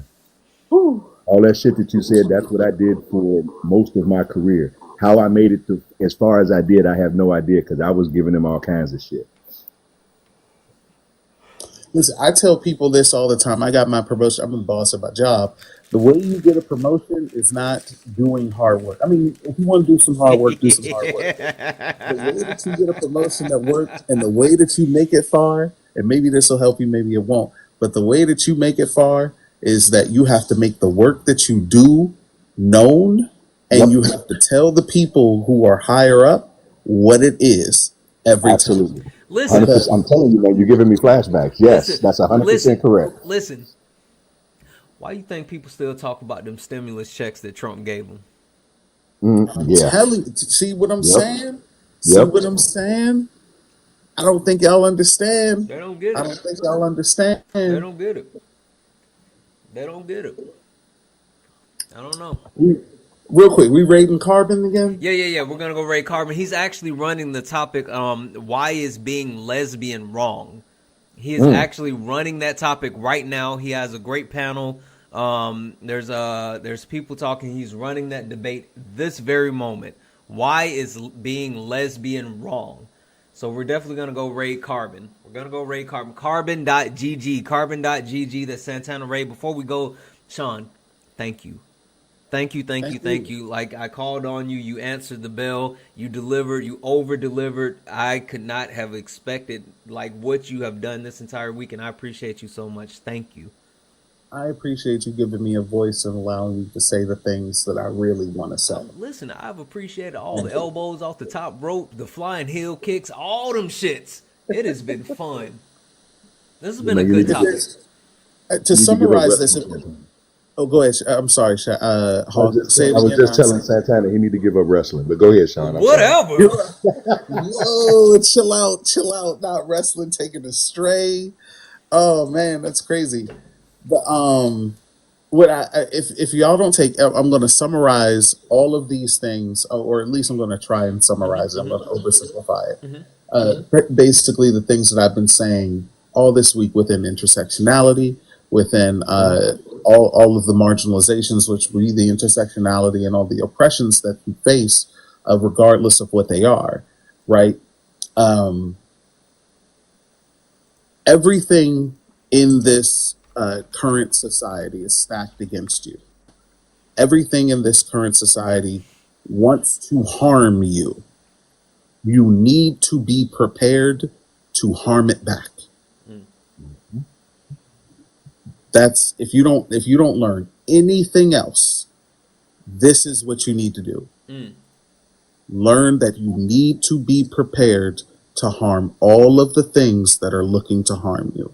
And the best ways to do that is to be educated and to be dangerous.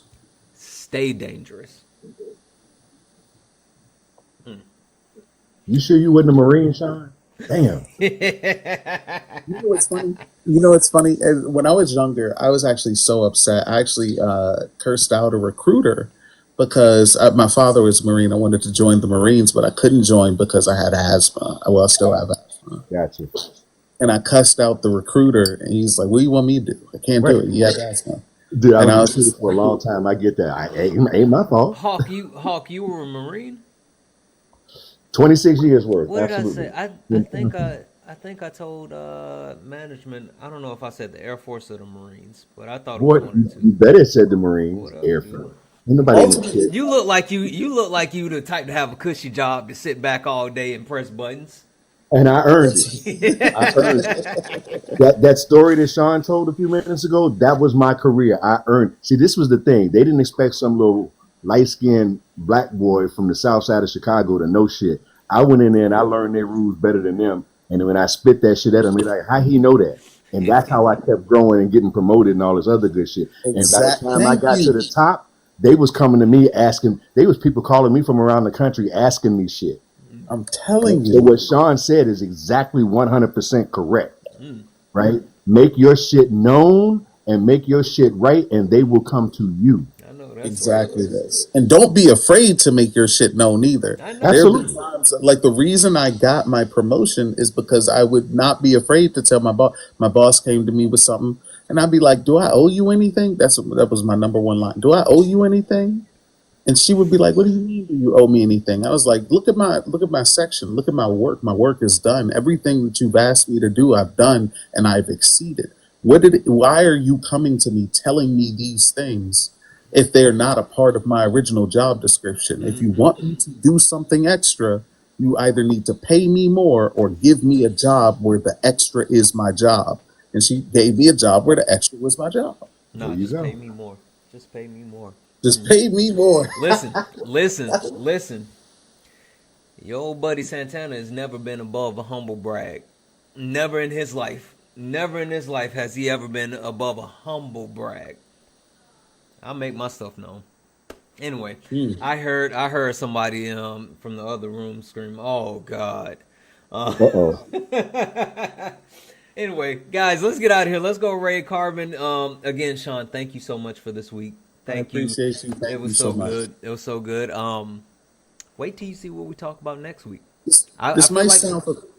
Oh wait, are you gonna tell us? Or no, I'm not. But I was just about to say, I feel like you're gonna want in on next week too. Okay. Okay. Hit Sean, me up. get in the Discord. Say it again. Get in the Discord, then you'll Oh, know. what's the Discord? Hold on, what's the Discord? Oh, now you gotta be subbed to be in the Oh yeah, Discord. yeah, yeah. Hold Oh, on. that's yeah, I forgot about that part. Hold on. We can hook that up. We can do that. Let's see. Ooh, excuse me.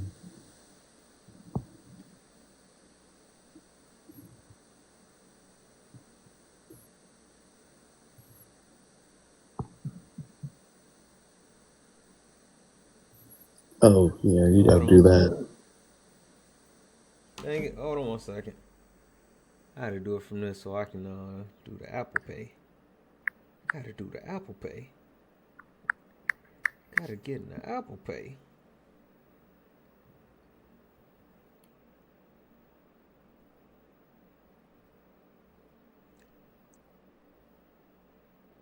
Hold on.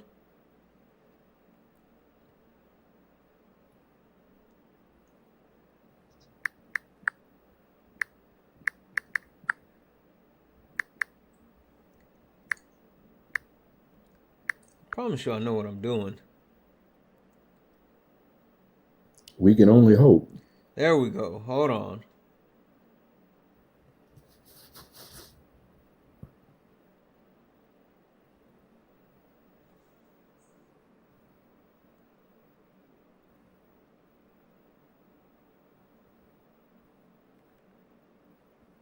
Boom.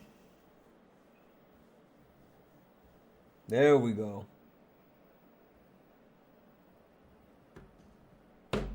There we go. Now we can get you in the Discord. So we'll get you the link. We'll get you the link. Everybody fall asleep on me? No, I'm here. All right. All right. We're about to get out of here. We're about to get out of here. Listen.